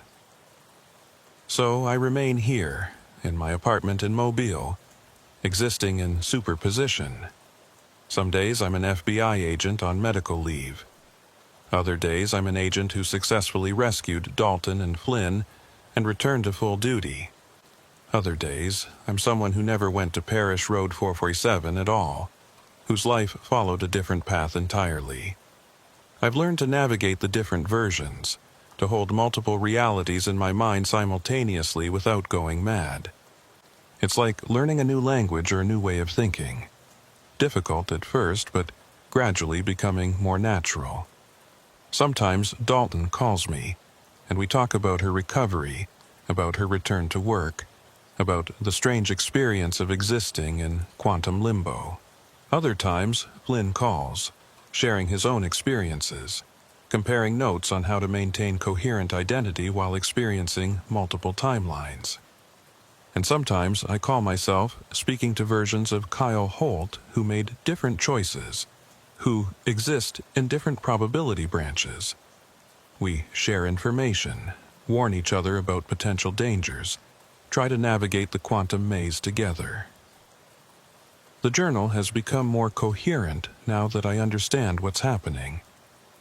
Each entry is tagged with a probability signature, indicating which version of reality it belongs to.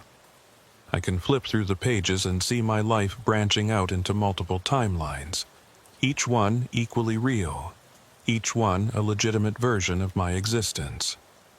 Parish Road 447 is still there, still shifting, still affecting people who venture onto it. But now I understand what it is. Not a road that changes reality, but a road that exists in multiple realities simultaneously, a quantum bridge between probability states. And I understand why I was affected so strongly by it. Some people can interact with quantum uncertainty without becoming entangled with it.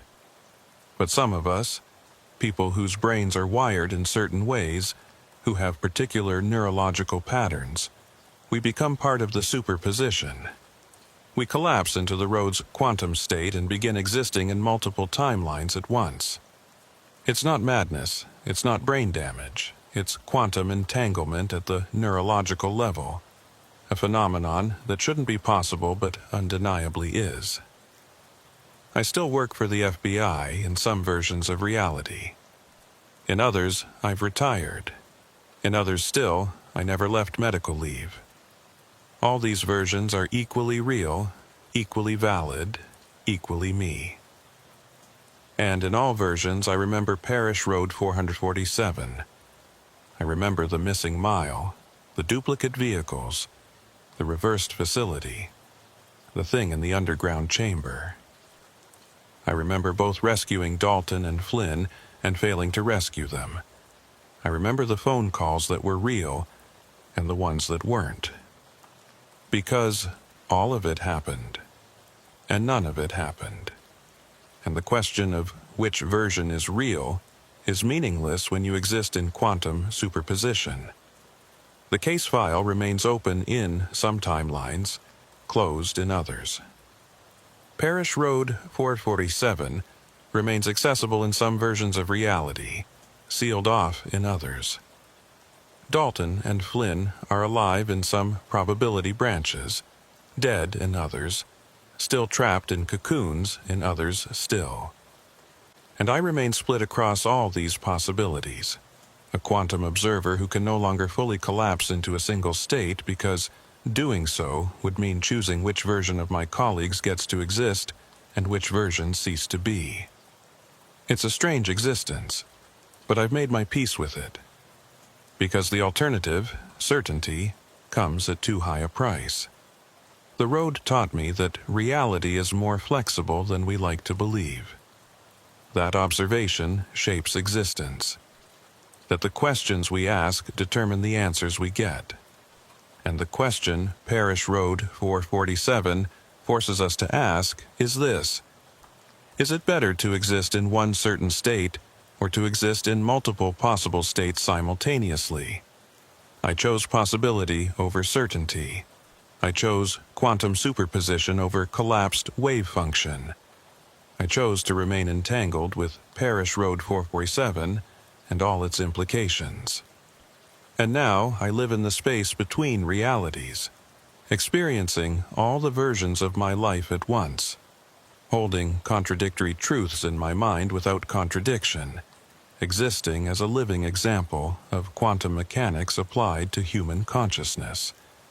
Some days it's overwhelming, most days it's manageable, and on the best days it's actually liberating to know that every choice I make branches into multiple outcomes, that every version of me exists simultaneously, that no single decision can truly be called a mistake because somewhere, in some timeline, I made a different choice and experienced a different outcome. Parish Road 447 didn't break me. It transformed me.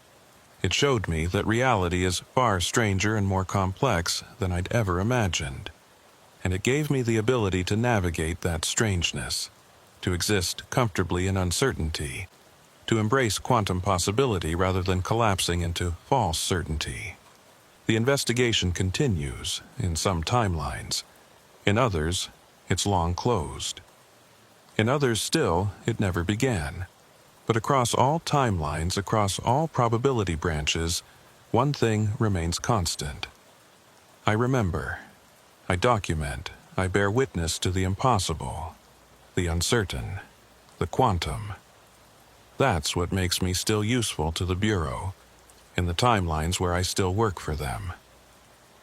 I can investigate cases that exist in multiple states, crimes that haven't quite collapsed into single definite outcomes, mysteries that resist conventional analysis because they exist in quantum superposition. I'm the agent you call when reality becomes negotiable, when the evidence contradicts itself, when witnesses remember different versions of the same events, when the crime scene exists in multiple configurations simultaneously. I'm Agent Kyle Holt, and I exist in quantum superposition. The road remains. The mystery endures.